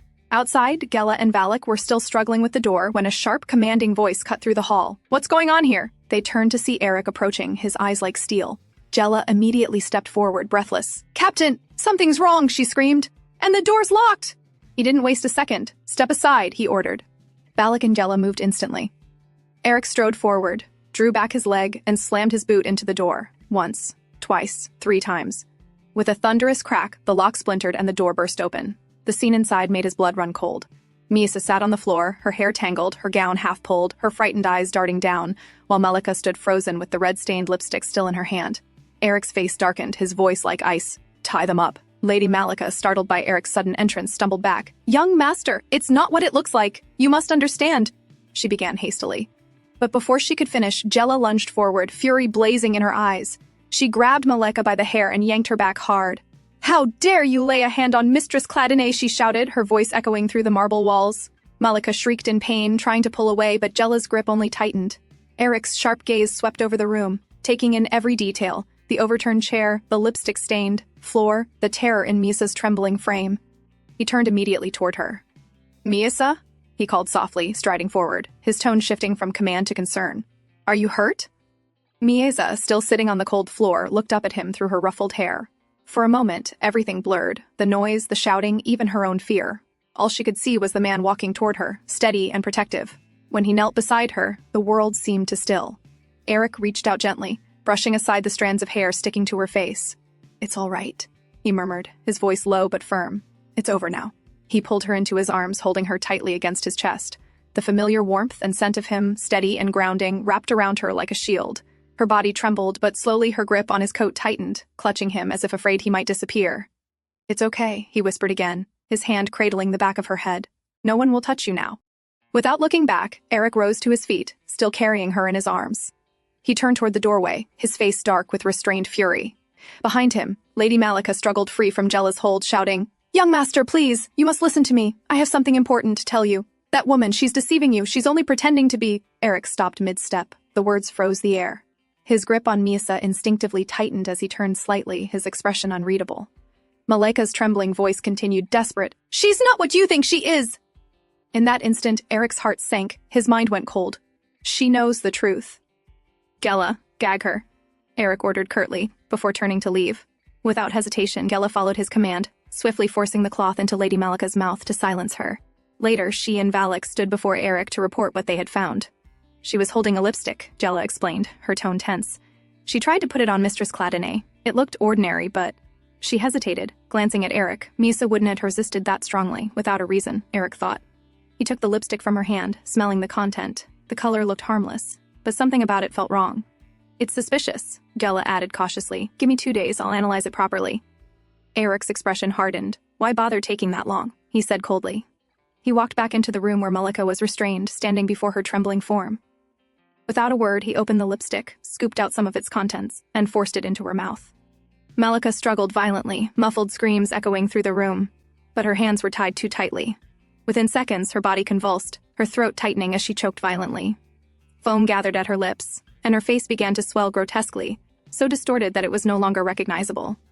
Beside her, Lady Deal's eyes widened in horror, her whole body shaking as she watched her companion die. Eric stood still, his cold gaze fixed on the lifeless body at his feet. So it was poison, and judging by how Miasa had reacted, they likely intended to poison her slowly, just enough each day for it to look like illness.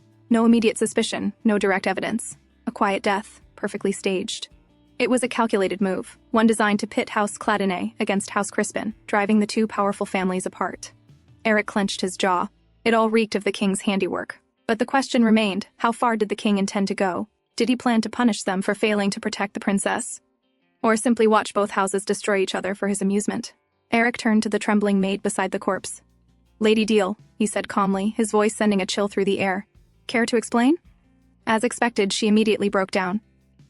It was Lady Malika, she cried desperately. She forced me. I only did what I was told. Eric's expression didn't change. I see, he said simply, turning toward Cullen. Report this incident to the royal palace. Then, glancing toward Gela, he added quietly, prepare another room for Mistress Cladenay. I don't want her staying here anymore. Later, Eric brought Misa to Lady Cladenay and explained everything that had happened. As he finished, Lady Cladenay's expression hardened, her anger barely contained. How dare they try to harm Miasa, she hissed. The fury in her eyes was unmistakable. Eric, however, seemed more composed, though the weight of the situation was evident in his tone. Mother, one of the ladies-in-waiting from the king's palace has died. That means they'll send someone to investigate soon. We'll need a witness, someone credible from our side. Otherwise, the king will twist the narrative and turn this incident against us. Lady Cladenay took a deep breath, realizing the truth in his words. You're right, she agreed after a pause. If we leave it to the palace alone, they'll make it look as though we were the ones at fault.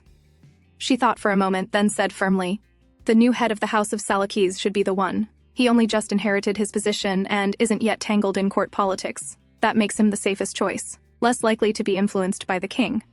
Eric nodded in agreement. I'll arrange it immediately. Before long, Doid Salakis arrived at the Cladenay estate. Born the illegitimate son of the former head of Salakese and one of his maids, he had survived the king's purge of his family by sheer luck. Years later, after coming of age, he had approached the palace and reclaimed his family's name. Eric welcomed him into the sitting room and explained the situation in detail. Doid listened with a polite but rather detached expression, occasionally nodding as if struggling to keep up. So, he said slowly after Eric finished, you want me to serve as a witness for your side? I see. He reached for his teacup, taking an unhurried sip before adding, well, I don't have much going on these days. It might even be a good chance to strengthen ties between our houses. Eric studied him for a moment, recognizing that Doid didn't fully grasp the gravity of the situation. Still, that didn't matter. His lack of awareness meant he wasn't playing any deeper game, and that made him useful. Then I'll count on your cooperation, Lord Salakes, Eric said calmly. As they were speaking, a servant announced the arrival of a royal envoy. Moments later, a man in the king's livery entered the hall with a measured stride. How is Her Highness the Princess? He asked immediately, his tone polite but tinged with genuine concern. Eric rose to greet him. Thank you for your concern, he replied evenly. My wife is safe and currently resting with my mother. The royal knight, Commander Tilburig, bowed slightly in acknowledgement, his gaze flickering for a moment, almost as if relief crossed his face. Eric noticed it, though he set the thought aside for now. Commander Tilburig, Eric said. Allow me to introduce Lord Doid Salakis, the current head of the Salakisi family. Tilburig inclined his head respectfully, and after brief formalities, the three men proceeded to the adjoining chamber where the body of Lady Malika had been laid out for inspection. Inside, the air was tense. Lady Deal sat restrained in the corner, her face pale, eyes darting nervously toward the royal knight as if she had just seen her savior. I never imagined we'd be meeting again under such circumstances, Lady Deal, Tilburig remarked coldly as he entered. His words made her tremble visibly. He knelt beside Lady Malika's lifeless body, studying the grotesque swelling that had disfigured her face. We'll analyze the substance found in her system, he said, his voice detached. Eric stood behind him and added calmly, my men will conduct the initial examination. It should take 2 days. I understand the palace will be running its own separate investigation. Tilburig rose to his feet. That won't be necessary, he replied curtly. Once your report is ready, deliver a copy to the palace. That will suffice. Then, turning his gaze to Lady Deal, he said, Now, explain everything you know. Lady Deal's entire body shook. It was all Lady Malika's doing? She began quickly. She was the one who planned this. She had dealings with the House of Crispin, and I was only following her orders. Tilburg's eyes narrowed. And what was the purpose of this? He asked, holding up the lipstick tube between his fingers. Lady Deal froze, her lips trembling. After a moment, she stammered out, the young master and her highness have been spending much time together lately. Every morning, their room is in disarray. I don't think I need to say more. Lady Malika said this would be a good excuse. We were to make it seem as though we were only trying to help the princess maintain her husband's attention. As she finished, Eric glanced toward Lord Selekes, giving him a subtle signal. It was time for him to intervene. Lord Selekes cleared his throat, trying to sound authoritative. That's quite a claim, he said slowly. But to be fair, perhaps we should also hear testimony from Lady Cladinet's other attendants. Tilburg nodded once. Yes, of course. Gella stepped forward, composed and confident. What I saw, she began clearly, was very different. When I entered the room, Lady Deal was holding Mistress Cladinet by the hair, like a hostage. Lady Malika was standing over her with the lipstick in hand. That's not... Lady Deal tried to interject, panic flooding her face, but Tilburg didn't let her finish. His voice was sharp and final. Take her in. The palace knights immediately moved forward, seizing Lady Deal by the arms. She screamed in protest, but her words were drowned out as they dragged her away. Eric exhaled silently, watching her disappear through the doorway. His plan had worked flawlessly. Everything resolved without scandal. As Eric was preparing to return to Miesa, a servant entered hurriedly. My lord, the lady of House Crispin has arrived, he announced. Eric exhaled, his patience thinning. I ask that you be brief, Lady Crispin, he said curtly, taking his seat, as I must return to my wife once she wakes. Lady Crispin removed her hood with a trembling hand. I've come to ask for mercy, she said softly. Her voice was steady, though her eyes betrayed the weight she carried.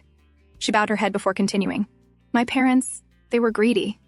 They let themselves be tempted by treason, though I assure you, their intentions were far from noble. My father is dull and slow-witted, unable to win the king's favor. In his frustration, he grew to resent his majesty. That resentment was what made him so easily swayed. It all began with Countess Carlyle, Lady Crispin explained. She's the one who devised the plan that caught my mother's interest. They always feared the king. Anyone could see where this was headed. But my mother, her excitement blinded her, and she led our house straight into this disaster. Eric nodded slightly, his tone calm but unyielding. I understand your position, but I'm afraid I have no choice but to hold the House of Crispin accountable. Unless, he added pointedly, you would prefer that I hold the king responsible instead. Lady Crispin gave a bitter, knowing smile. That would be impossible, Lord Cladinet. I came here only to do what little I could, as their daughter.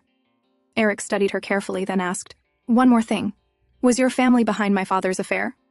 Lady Crispin shook her head quickly. No, but if you wish, we can investigate the woman and report back to you, she offered. Eric stood up, his voice cool but decisive. Very well, I can treat this incident as a trivial political misstep, but I'll require compensation. You'll send it along with your report. And, he added firmly, we also expect restitution for the attempt your family made to harm one of my people. Lady Crispin bowed her head. I understand. I offer my deepest apologies. Just then, the doors opened again. Margrave Cladinet strode in, his voice sharp with disapproval. You didn't even glance at each other when I arranged the marriage, and now you're meeting in secret? Lady Crispin immediately rose and bowed. My lord, she murmured before taking her leave with her knight, leaving father and son alone. Eric turned to his father with a cold stare. What took you so long? He asked flatly. I heard, the Margrave said, his tone rising with anger, that for that mad woman you killed one of the king's attendants, and now you're favoring the knights. Do you intend to hand the commander's position to Amberic next? Eric let out a mirthless laugh. You're one to talk. Tell me, father, how much do you really know? For instance, were you aware that the king was behind this entire incident, that all of it was orchestrated by him? The Margrave's expression faltered, but Eric didn't stop. His voice grew louder, sharper. Or perhaps you didn't know that the barmaid you've been meeting at this late hour came with a proposal from the king himself to bind our two houses in marriage. The older man's face turned pale. His silence was answer enough. Did you at least apologize to mother? Eric asked quietly, almost weary. For putting this family in danger? The Margrave's jaw tightened. You wouldn't understand, he hissed. I've lived my whole life with a woman who scorned every decision I made. She was so competent that she mocked me simply by existing. Eric said bitterly, stepping closer. Being deceived by a barmaid was the best you could do to escape her ridicule? The Margrave flinched but said nothing. Eric scoffed, moving past him toward the door. I should thank you, father, he said coldly, pausing for only a moment. Thanks to you, I now know exactly how to avoid such disgrace. With that, he left the room, slamming the door shut behind him. Later, Eric brought Misa to their new room. She moved quietly, still dazed from everything that had happened earlier. He watched her sit on the dining table, her gaze distant and unfocused. For 12 years, no one in the royal palace had ever doubted her, not even once. Yet in the short span of a few weeks since arriving at the house of Cladonnet, her secret had been exposed, twice. "Misa, are you all right?" Eric asked softly, his tone filled with concern. She rubbed her temple lightly. "My head just feels a little clouded," she murmured. Eric brushed his hand gently over her hair, his touch comforting as he hugged her. "Then you should rest," he said. But as she leaned slightly against his arm, the tension in her body eased. The moment his hand touched her, all her tangled thoughts began to blur away. To help her clear her mind, Eric led her to the balcony. The night breeze brushed gently against their faces, and for a moment, everything seemed still. "Do you know Commander Tilburig?" Eric asked suddenly. "I do," Misa answered without hesitation. "What is he like?" Eric pressed, curious. "Tilburig?" she repeated, her tone suddenly flat. "He's a fraud. And a traitor." Eric blinked, taken aback. "A fraud?" he echoed. He had just met Tilburig earlier that day. The man had seemed disciplined, confident, and loyal. Hardly the kind of person one would call a fraud. "Misa," Eric asked carefully, "you know what a fraud is, right?" "Yes," she replied simply. "Someone who deceives others to get what they desire." "Then why are you calling Tilburig one?" Eric asked, his brow furrowing slightly. Misa tilted her head. "Why are you asking about him?" "He was here earlier," Eric said. "He came to conduct a palace investigation." The moment he said that, Mia's expression changed completely. The dull emptiness in her eyes was replaced by sudden brightness. "Tilburig was here, in this house?" she asked, her voice full of excitement. Eric blinked again, taken off guard by her reaction. "You said he's a traitor," he reminded her. "Why are you happy to hear about him?" "He is a traitor," she replied honestly. "But he's also my friend. We're close." "Your friend?" Eric repeated slowly. "You know what a friend is, right?" "Yes," she said with a faint smile. "He used to play with me." Eric hesitated, trying to make sense of her words. "Then what did he do?" "No. First, tell me this. Why do you say he's a fraud? What did he desire, and who did he deceive?" Misa looked at him quietly for a moment, then turned her gaze away. "Will he be back?" she asked instead, ignoring his question. "Misa," Eric said gently but firmly, "answer me first." But she didn't. Her expression softened, as though she'd withdrawn back into her own thoughts. Then, as if to change the subject, she murmured in a small, almost teasing voice, "But we already did it together, didn't we?" Eric blinked, taken aback again. "Wait, are you refusing to tell me because of that?" he asked. "Just because we spent the night together?" He sighed and added, "You know, we can always talk again another time. It's not—" Before he could finish, Misa looked up at him, blushing furiously. "Is that something you can do more than once?" she asked in a quiet, almost innocent tone. Then, realizing what she said, she quickly covered her mouth, embarrassed. "But I didn't talk that much. I still haven't told you about Tilburig." Eric exhaled deeply, rubbing the bridge of his nose. "I have no intention of doing anything tonight," he said at last. "You're tired. You should rest." Misa nodded and leaned against his chest. "You're right," she murmured softly. "I'm tired. Let's go to sleep." "All right," Eric replied quietly. "Let's get back inside," his gaze lingering on her calm face. What on earth was she hiding this time, he wonders. That night, Misa saw a terrifying dream. Eric sat at the edge of their bed, his body drenched in blood, his eyes distant and lifeless. Startled, she jolted awake, her heart pounding violently in her chest. For a brief, horrifying moment, she couldn't tell if it was real. Her trembling hand reached out toward him. He was there, lying beside her, breathing softly, peaceful in sleep. She exhaled shakily, her chest tightening with relief. It had only been a dream. Carefully, she lay back down, inching closer until she could feel his warmth. Pressing her forehead against his shoulder, she whispered softly, "Don't die. Please don't leave me." He had saved her, comforted her when she was scared, and not long ago she had only wished for him to stay alive, to not do anything reckless. But now she realized that wasn't enough anymore. She wanted to live longer with him, to stay by his side, no matter what. For the next few days, Misa spent all her time wandering through the mansion. She didn't rest, always moving from one corridor to another, as if afraid something terrible might happen if she stopped. Eric watched her quietly, realizing her sudden cheerfulness was only a fragile mask, something she wore to hide the lingering fear in her heart.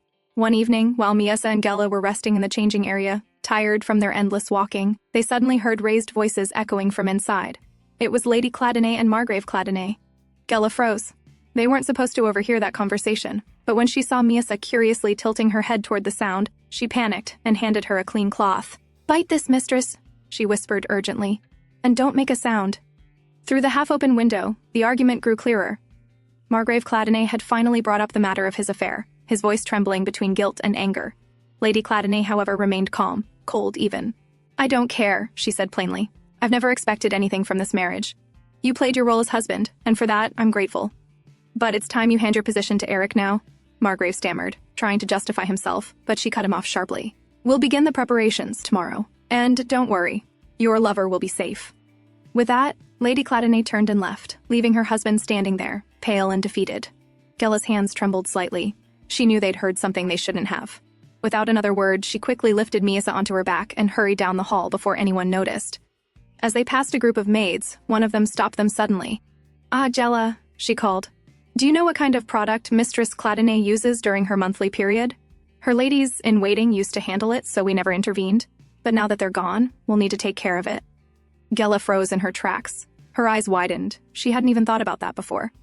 That evening, Gella went to Eric's room, where he and Miasa were sitting together on the bed, Eric playing with Miasa. "What did you want to talk to me about?" Eric asked without looking up, still indulging Miasa's game. Gella hesitated for a moment, then said carefully, "I think Mistress Claddenay hasn't had her periods in quite a while." Eric froze mid-movement, his hand stopping in midair. His gaze shot toward her sharply. Gella quickly waved her good hand, flustered. "No, that's not what I mean. I'm not saying she's pregnant," she clarified in panic. "What I mean is, her cycles seem irregular. Or maybe—" They stopped. Eric's expression shifted from surprise to concern. "Explain," he said simply. Gella took a breath. "I've been attending to her for almost 2 months now," she began. "And I've never seen any sign of her monthly cycle." The laundry maid said the same. None of her linens ever showed traces either. When they tried asking her old ladies-in-waiting, they said they'd handle it and warned us not to interfere. So no one followed up after that. Eric frowned slightly, trying to make sense of it. "I don't have much knowledge in that area," he admitted calmly. "You'll need to be more specific. Are you saying something's wrong with her body?" Gella sighed and rubbed her temple. She didn't want to say something that might distance him from Miasa. But she couldn't avoid the truth. "I mean, she might not be able to give you an heir," she said quietly. Eric nodded slowly. "I see. Then tell me, what could cause that?" "Well, malnutrition is one of the most common reasons," Gella replied. "And when she arrived, she was far too thin. That could easily be the cause." Miasa, resting quietly on Eric's lap, listened in silence. She didn't understand most of what they were saying, only that it was about her. She wanted to ask Eric, but Gella was here. "Could there be any other cause?" Eric pressed. Gella nodded grimly. "There could.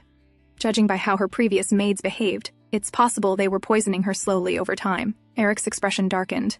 "If that's true, can we find out what they gave her?" Gella scratched her head, thinking. "Normally we'd ask the person directly, but that's not an option here. We'll have to identify it ourselves. And depending on the kind of poison used, some foods could be catastrophic for her." At that, Miasa suddenly raised her head. "Catastrophic?" she echoed softly. "Is it dangerous?" Both turned toward her in surprise. Gella's eyes widened so much that she stumbled backward, nearly falling over. You spoke," she stammered. "You really spoke." Eric turned to Miasa. "Are you sure about this, my lady?" he asked gently. Miasa nodded. "We can trust Gella," she said firmly. But Eric wasn't entirely convinced. Now that her secret was out, he had to take precautions. "Then I have no choice," he murmured. "I'll take her family as hostages." Before he could finish, Miasa quickly grabbed his hand, eyes wide. "Don't do that, Eric. Her sister is getting married soon, to someone she loves. Don't ruin their wedding," she pleaded. "Besides, I feel much more comfortable when Gella is around." Eric let out a slow sigh. Who could say no to that face? "All right," he conceded quietly. Gella, still frozen from the shock of hearing her mistress speak, blinked rapidly. Miasa turned toward her and said softly, "Gella, get yourself together. You have to prove to Eric that you can be trusted." Gella rubbed her forehead and finally managed a weak laugh. I guess I need a little time to process all this," she muttered. Miasa giggled, spinning lightly, holding Eric's hands. "Then tell us when you're ready," she said cheerfully. "Once you are, I'll explain what kind of drink they gave me." Later, as the three of them sat together, Miasa recounted in detail. 3 days before the wedding, they made me drink something thick and brown. My stomach hurt a lot after that, and they also forced me to take some medicine that made me sleep. "Did you ever experience any bleeding after that?" Gella asked cautiously. Miasa thought for a moment, then shook her head. "No, never much." Gella sighed deeply and stood. At this point, she wasn't sure whether it was the result of poison or a defect in Misa's body. Either way, she needed proof, so she gently took a strand of Misa's hair. Then, turning toward Eric, she used subtle gestures to inform him that she would conduct the examination soon and report the results as soon as she had them. After that day, Gella buried herself in books, medical records, But no matter how much she read, she couldn't find anything that matched the description of the substance Miesa had drunk. If it truly was poison, it could have a long incubation period. And though Miesa seemed fine now, that didn't mean she was safe. Gela needed answers, and soon.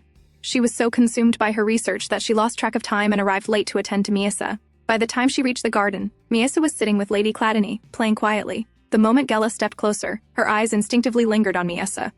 But her gaze was so sharp, so obvious, that Miesa glared at her as if saying, "Stop staring at me like that." Lady Cladeny immediately noticed. "What's wrong, Gela? Why are you looking at her like that? Is something wrong with Miesa?" Gela froze for a moment. Oh no, my lady, it's nothing like that," she stammered, forcing a smile. Miesa, sensing the tension, leaned lazily from Lady Cladeny's lap and stretched her arms toward Gela. Without saying a word, she silently mouthed, "Carry me." Understanding at once, Gela bowed. "It seems Mistress Cladeny is getting sleepy. I'll take her to her room so she can rest." As they turned to leave, one of the maids nearby watched them closely, her gaze fixed on the two of them with quiet suspicion. Once they reached Miesa's room and the door shut behind them, Miesa immediately pouted. "Gela, I'm starting to regret telling you my secret." Gela sighed. "Was I too obvious?" Miesa didn't answer. Instead, she hopped down from Gela's back, walked across the room, and climbed onto her bed with a small huff. Gela froze. "Wait, your legs, are they fine?" she asked in shock. "I was wondering the same thing," Gela continued, rubbing her chin. "I never saw any actual injury, so I couldn't understand why you walked that way." Miesa frowned, her tone cautious. Then, "Do you think other people might have noticed too? Did any doctor ever check on you at the palace?" Gela asked. Miesa shook her head slowly. "Everyone who took care of me died that day," she said quietly. A chill went down Gela's spine at her words. For a moment, she didn't know how to respond. She simply reached out and held Miesa's hand. "Don't worry," she said gently. "No one's noticed. I only did because I'm trained in medicine. And even then, there are cases where trauma alone can cause it, without leaving any visible wounds." Then Gela, scratching her cheek, spoke awkwardly. "That reminds me. About what I said earlier, I'm sorry. I shouldn't have said such things that day. I didn't know." Miesa giggled, a mischievous glint in her eyes. "Oh, that? Men are disgusting," she said, repeating Gela's own words perfectly. "Whether they're nobles or commoners, they're all the same. All that controls them is what's between their legs." Gela went pale. "Mistress Cladeny, please stop," she begged. But she couldn't help but be astonished at how accurately Miesa remembered every single word. "Did you find out about the poison?" Miesa asked suddenly. Gela straightened. "Not yet," she admitted. "But I'll keep looking into it, I promise." Miesa nodded, then asked innocently, "What did you mean by may not be able to give an heir?" Gela hesitated. It's okay," Miesa said, tilting her head. "If it's too hard to explain, I'll just ask Eric." No, I'll explain," Gela said quickly. "What I meant is, it's possible you might not be able to get pregnant." Miesa blinked, confused. "Is that something to be ashamed of?" Gela shook her head, then sighed. "Not ashamed exactly. But in noble families, producing an heir is very important. If a wife can't, people start looking down on her." Miesa stared blankly at the ceiling. To be looked down upon? That was nothing new to her. What more could she possibly lose? She had never held any power to begin with. That night, Eric woke up to the sound of heavy rain pounding against the windows. The wind howled through the cracks, and thunder rumbled across the dark sky. He remembered what Miesa had once said, that she hated rain. Getting up quietly, he crossed the room and closed the curtains to block the flashing lightning. But as he turned, he noticed Miesa trembling in her sleep. Her face was pale, her body stiff, and her breathing had grown uneven. "Miesa?" he called softly. When she didn't respond, his calm expression turned sharp with worry. Moments later, Gela arrived. "She's frightened. She hates rain," Eric explained, his voice tight with concern. Understanding immediately, Gela hurriedly soaked a cloth and placed it gently on Miesa's forehead. Then she tore a small roll of paper and tucked it carefully into Miesa's ears. "It'll help block the sound," she said softly. In her dream, Miesa saw her mother's face. "Miesa!" the woman called gently. Miesa reached out, desperate to touch her, but when her fingers finally brushed skin, she woke with a start. Her wide eyes met Eric's face, close, warm, real. Startled, she sat up abruptly, confusion flashing across her features. Where am I?" "You're home," Eric said gently. "You had a fever. You've been sick the entire day." She blinked, realizing the truth. His hair was damp, his eyes tired, but he was still sitting beside her. He hadn't left even once. He must have stayed there all day, managing his work from her bedside. Her heart began to pound harder in her chest. "Do you need something to eat?" Eric asked, starting to rise. Before he could stand, Miesa reached out and grabbed the hem of his shirt, holding it tightly in her small hand. Her heart raced. That warmth she felt, it reminded her of something she hadn't known in years. Once, she had been surrounded by love, by people who smiled at her just because she existed. But after that dreadful day, she'd forced herself to forget that kind of warmth. Since then, she had only lived as if she were on stage, pretending to be the mad girl in a cruel play. But now, this man looked at her differently, with kindness, with warmth that reached places inside her she'd thought were long dead. "Eric," she said quietly, lifting her gaze. "Thank you." He blinked, surprised. "Thank you for always staying by my side," she whispered. Eric didn't answer. He simply drew her closer and held her quietly in his arms. Outside, the rain kept falling, but for the first time it didn't sound as frightening. The rainy season passed quickly after that.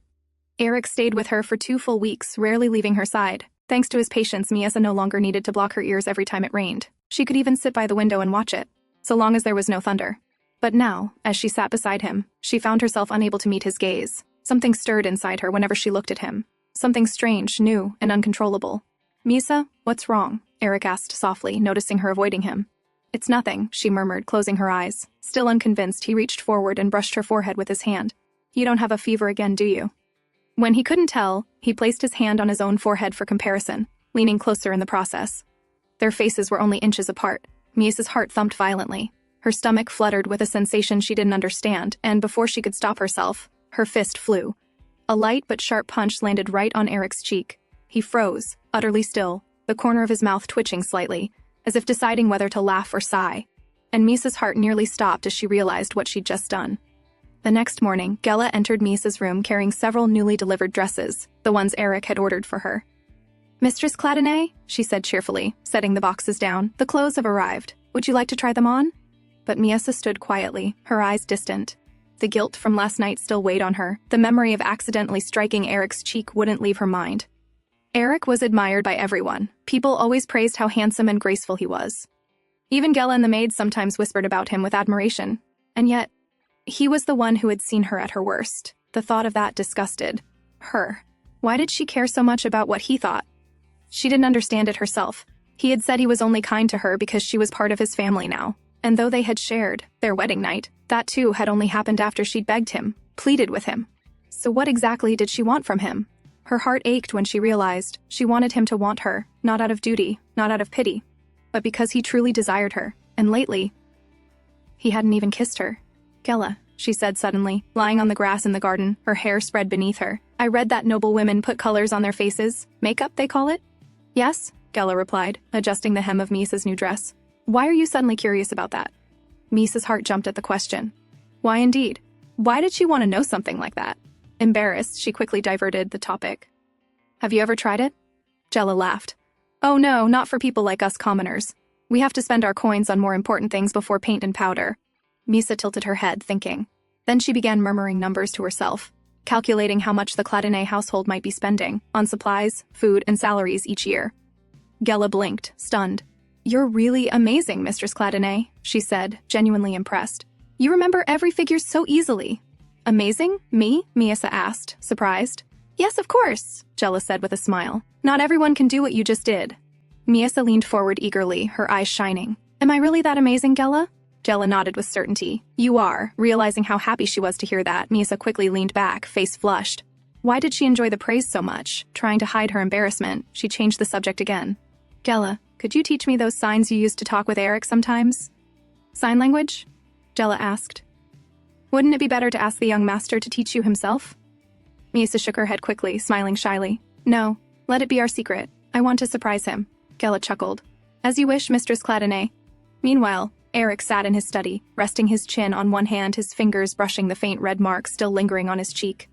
The memory of Miesa's startled punch kept returning to him. That night, as he tucked Miesa into bed, he asked gently, "What did you do today?" Relieved that he didn't seem angry, Miesa avoided his gaze. "I tried on the dresses with Gela. Then we walked in the garden." Eric leaned in a little, closer, his voice low. "And?" She turned her face away quickly, tugging the blanket higher. "I'm really tired, so let's go to sleep." But Eric didn't move back. "Why are you avoiding my eyes?" "I'm not," she said too quickly. "You're not?" "No. Why would I?" she said, her tone stiff. Eric studied her quietly for a moment before asking, "Then why won't you look at my face? Does my touch make you uncomfortable?" Her heart skipped. "No, of course not," she said, flustered. "Then turn toward me," he said softly. "I'd rather not look at your back all night." Slowly, she turned to face him. Her heart began to pound again. Eric simply pulled her close, holding her tight without realizing what storm of emotion she was carrying. The next morning, a letter arrived from the palace. Eric opened it, scanning the neat handwriting. Commander Tilburg would be visiting in 2 days. He turned to Edel, who stood waiting for orders. Did you find anything on Tilburg? Yes, my lord, she replied. According to my sources, he's utterly loyal to the crown. She hesitated, lowering her voice. She had also discovered something strange. A few years ago, Tilburg had proposed marriage to the princess. But she didn't understand why. A loyal knight wouldn't make such a request unless he was truly in love with the princess. But if he married her, she'd lose her royal status. So either it was love or the king's scheme. And apart from that, she had also overheard the maids whispering. Before Lady Malika died, she shouted that the princess was deceiving you. No one believed her, of course, but it made her wonder. She decided to keep digging quietly and refrained from telling members of Cladonay for now. The Cladonay family, she thought, was too blind where the princess was concerned, and if there was any danger ahead, she'd uncover it herself. Later that day, a new lady-in-waiting from the palace arrived. She greeted everyone politely before bowing before Miesa. She was the same woman who had once helped the Cladonay family expose the corrupt headmaid, and in return, Eric had helped her brother-in-law secure a post. After she left, Miesa whispered to Eric, I know her. She served under the headmaid before. She always kept her distance when she couldn't stand what was happening. But she stayed loyal because she has 3 sons. She wanted them to succeed. Eric listened quietly as she spoke, surprised by how freely she was sharing her thoughts today. Miesa glanced up at him afterward, smiling softly to herself. She had talked so much, told him so many things. Maybe tonight, he would finally kiss her. 2 days passed. Yet the kiss Miesa had been quietly waiting for never came. Instead, Commander Tilburg arrived at the Cladonay estate. He presented a small gift. Eric accepted it, a delicate statue of the goddess. It's for the princess? Tilburg added, his tone formal yet faintly hesitant. It's said to ward off nightmares. I thought it might help her sleep better. Is she still having difficulty resting? Eric looked up, his eyes cold but polite. No, he said evenly. She's fine now. Thank you for your concern. Tilburg nodded, his expression softening with visible relief. Afterward, they moved to discuss official matters. The substance was a deadly extract, derived from a rare spider, Tilburg explained. Lady Deal has already been punished. However, since the princess is no longer a royal member, the palace cannot interfere with House Crispin's involvement. The matter must be settled between your 2 houses. Eric nodded calmly. I understand. We've already received proper compensation. The issue is closed. Tilburg seemed slightly relieved by the response. As they concluded their meeting and stepped out of the study, the knight turned to Eric once more. There's something else, he said, reaching into the satchel he carried. This belongs to Her Highness. She left it behind at the palace. He unfolded a piece of cloth, Misa's old protective garment. Eric froze for a moment, recognizing the material immediately. Tilburg's next words confirmed it. I prepared it myself, the knight said quietly. Eric's gaze darkened. His eyes drifted, not to the garment, but to the faint scar above Tilburg's forehead. A small but deep mark, old enough to tell its story. It didn't take much imagination to understand how it had been made, an injury earned while protecting the princess. The idea that another man had risked himself for her, that another had once stood at her side, it filled him with an emotion he didn't want to name. Because deep down, he realized how much he resembled this knight, both of them trying to protect the same woman in their own ways. When Tilburg entered Misa's room later, she looked up at him and instantly smiled, her eyes lighting up. Her expression was full of genuine warmth, even as she maintained her usual airy act of the mad princess. Tilburg returned her smile, bowing his head slightly before mirroring her playful gestures, speaking in the same strange rhythm that once passed as their private language. For a moment, they looked as if they belonged to another world entirely, 2 people who understood something unspoken. Behind them, Eric stood in silence, watching. When had it started? When had these deplorable emotions begun to consume his heart? Jealousy, possessiveness. The quiet ache that came with seeing her smile at another man. Soon after, Commander Tilburg took his leave, but before departing, he turned to Eric with a grave expression. The palace is in disarray, he said quietly. His Majesty is furious. He can't justify what the ladies-in-waiting did, and his anger has only grown because of it. Eric already knew. The reason the princess was sent to the Cladonay estate in the first place was to make a mockery of the Cladonay house. But things hadn't gone as the king expected, so his fury was understandable. Tilburg then reached into his coat and handed over a sealed envelope. This is an invitation from His Majesty. He requests that you and the princess attend the Foundation Festival this year, Tilburg sighed. It's not that the king wishes to see the princess. He'll likely use it as an excuse to vent his anger on her. My advice: attend the ceremony, show your faces, and leave as quickly as you can. When he was gone, Eric stood in silence for a long moment.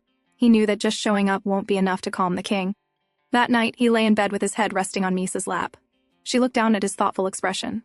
What are you thinking about? She asked softly. Tilburg, he replied after a pause. I'm not sure what kind of man he really is.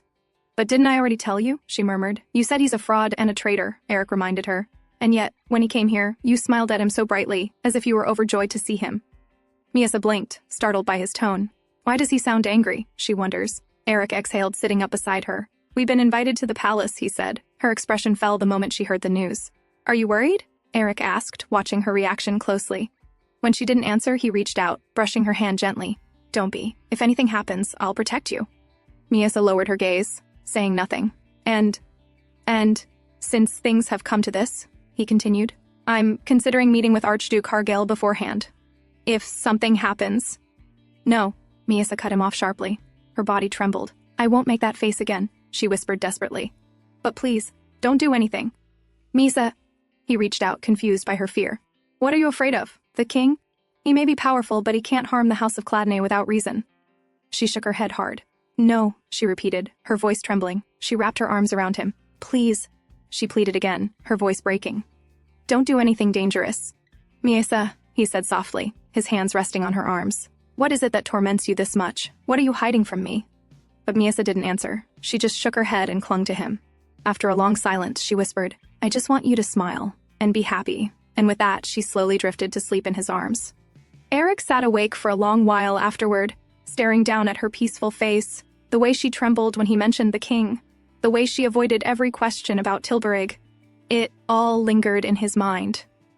The day of the Foundation Festival arrived, a grand 3-day celebration where nobles from every corner of the kingdom gathered at the main palace. When Lady Crispin entered, a wave of murmurs rippled through the crowd. How shameless, one noble whispered. After trying to poison the princess, they still dared to show their faces here. And she even wanted to become the head of her house, can you imagine? Another scoffed. Ridiculous woman. Their laughter was short-lived. The moment Eric and Miasa appeared at the entrance, silence fell across the hall like a shadow. Chills ran down their spines. For the first time, the nobles were seeing the infamous Mad Princess in person. As the couple walked side by side through the hall, whispers began again, soft, venomous, and pitying. Is that really her? She looked so pale. Poor Lord Cladney. To think after saving the nation, this was his reward, a lunatic for a wife. Eric heard every word, though his expression never changed. He glanced at Miasa, whose fingers trembled slightly around his sleeve, and leaned closer to whisper, Don't listen to them. These gossips will fade the moment you stand before them as your true self. Then, suddenly, a group of children ran across the hall, laughing and chasing one another. One small boy, not watching where he was going, collided straight into Miasa. He stumbled back, fell to the floor, and when his eyes met hers, he froze. The boy's face twisted in fear. Monster! He cried, bursting into tears. Gasps followed. His mother rushed over, glaring furiously at Miasa. What have you done to my son? She shouted. Before Eric could even open his mouth, another voice cut through the noise. Why don't we all calm down? Said Lord Doyd of Salakize, stepping forward with a bright smile. He held out a small plate of dessert toward Miasa. Here, Mistress Cladney. Try some. These sweets are quite popular today. But the woman turned on him instantly. And who are you to interrupt, you illegitimate son? She spat. Know your place. A ripple of cruel laughter spread through the hall. Look at him, even dressed like that, one noble chuckled, trying so hard to stand out. Eric sighed quietly. The scene was degrading on every level. But when he turned to Miasa, he saw her trembling behind him, her head bowed low. Without a word, he bent down and lifted her into his arms. We're leaving, he said curtly, turning away from the crowd. As he began to walk toward the exit, Lady Crispin suddenly stepped into his path. Lord Cladney, she said, bowing slightly. I hope you've been well. I wanted to apologize again for my earlier discourtesy. Eric's voice was calm but clipped. I'm afraid this isn't the right time, Lady Crispin. As you can see, my wife isn't feeling well. I understand, she replied softly. Then, I shall seek you later. Miasa peeked at her as they walked by, the woman everyone in the Cladney estate had spoken about. The one who was once meant to marry Eric. If Eric had married her, he would have been praised, admired, a perfect union. And knowing him, he would have been kind to her too. The thought twisted painfully in Misa's chest. She had become his wife by nothing but luck, and yet she had brought him nothing but pity and scorn. If she were in my place, everyone would have admired him instead. At that moment, trumpets sounded through the hall. The king entered. His royal robe trailed behind him as he strode toward the throne, his expression unreadable until his gaze fell upon the couple standing quietly in the corner. A slow, dangerous smile curved his lips. Well, he murmured, loud enough for those near him to hear. Everyone showed up. Even that brainless monkey.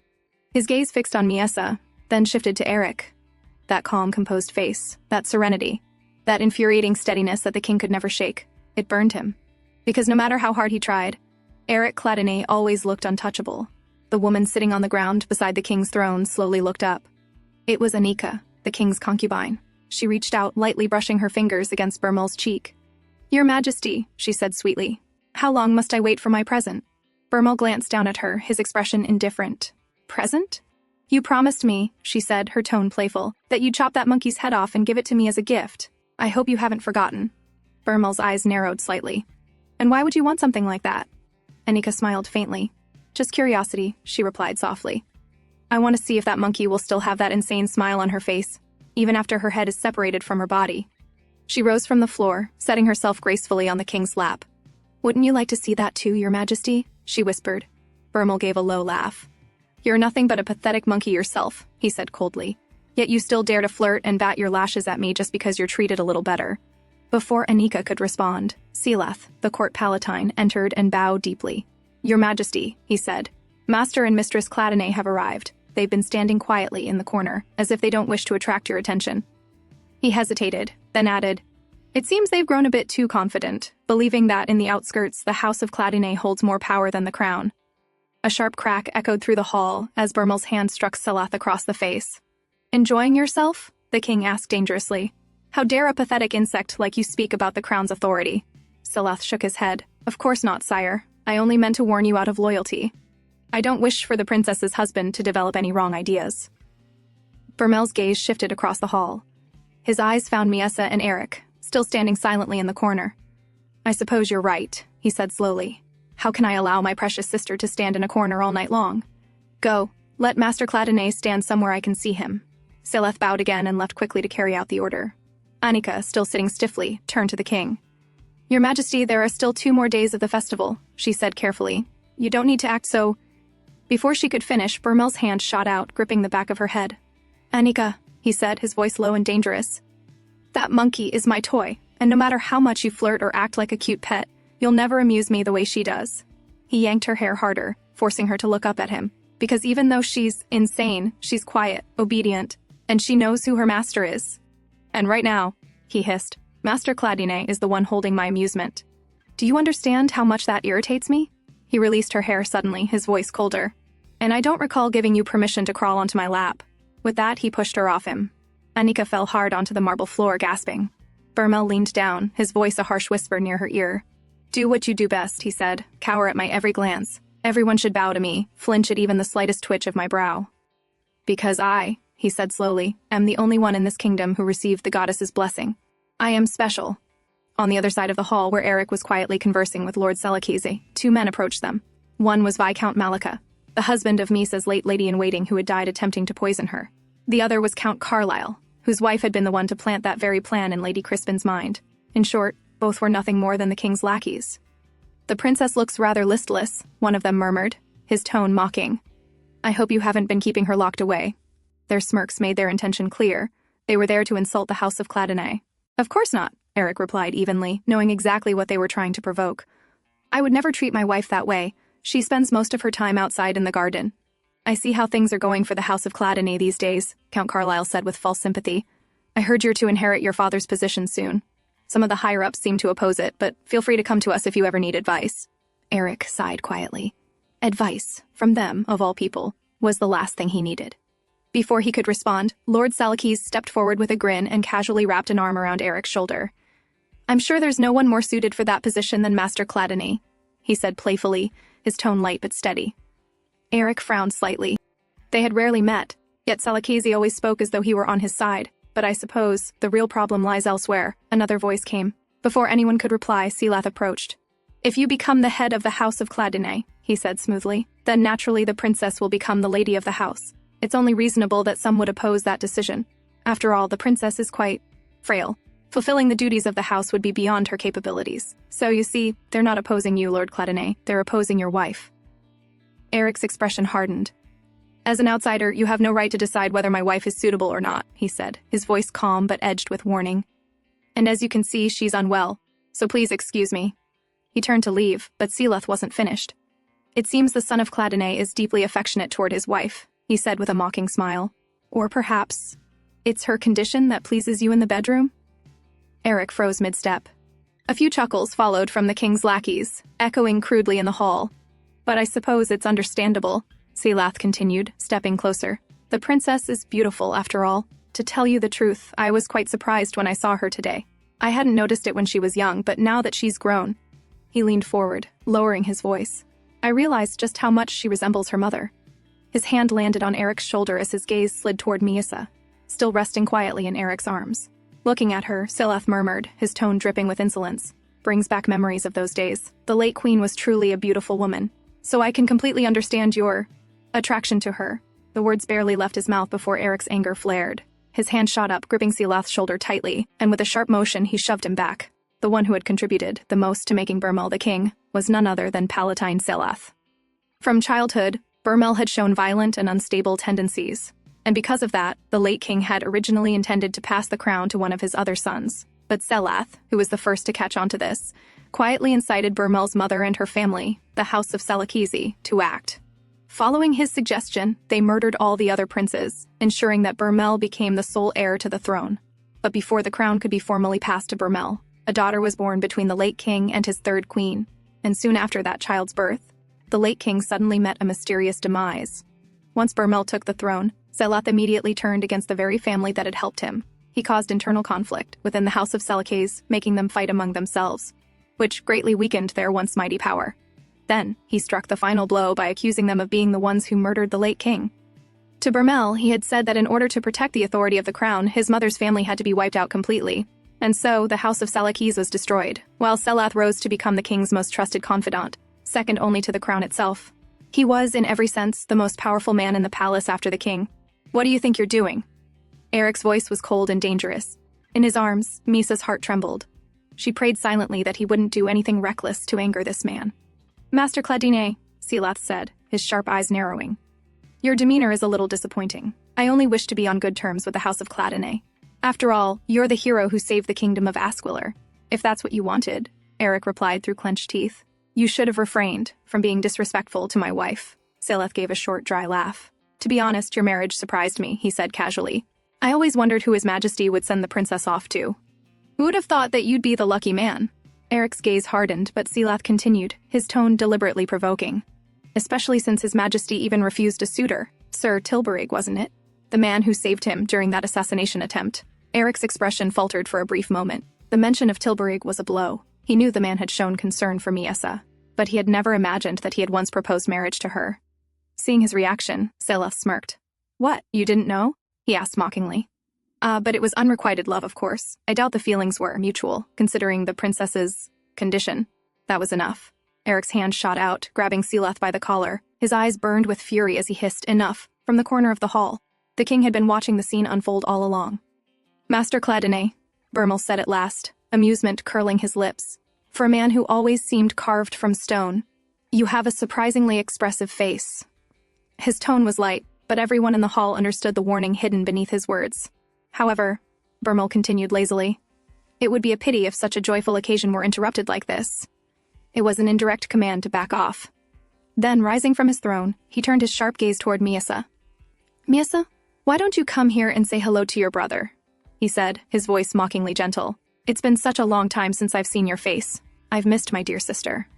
Miesa flinched at his call. Her body stiffened in Eric's arms, and she knew she needed to act quickly. In one motion, she pushed Eric away and limped toward the king. Miesa? Eric called after her, but she didn't look back. Her heart pounded as she walked forward, silently praying, Please, don't take the House of Cladine away from me. As she neared the throne, her eyes caught the goddess statue standing tall behind Burmel. It was the same goddess she had always believed was punishing her. Her knees weakened. Trembling, she finally gave up and fell at Burmel's feet. Burmel smirked, leaning down and patting her head as though she were his pet. Good, Miesa, he murmured. You're still as obedient as ever. Just as you should be. Miesa stayed there, her forehead pressed to the floor, her hair spilling across the marble. Her back was exposed. Burmel's eyes drifted to it. Just then, Eric stepped forward. My apologies, Your Majesty, he said evenly. But as you can see, she's not feeling well. I ask that you grant us permission to retire so she can rest and recover. Burmel didn't answer. His gaze was still fixed on Misa's back. Slowly, he reached down, his finger tracing the line of her scar. This is the dress I sent for the banquet, he said, his voice sharp with mock interest. If I recall, it was a backless gown. But now, there seems to be an unusual pattern embroidered on it. Eric clenched his jaw. Of course it was backless before, to make her scar visible. "It was my suggestion, Your Majesty," he said calmly. "I thought the translucent fabric revealed too much of her skin, so—" Before he could finish, Burmel burst into laughter. The sound was loud, harsh, and mocking. When he finally stopped, he stepped closer to Eric.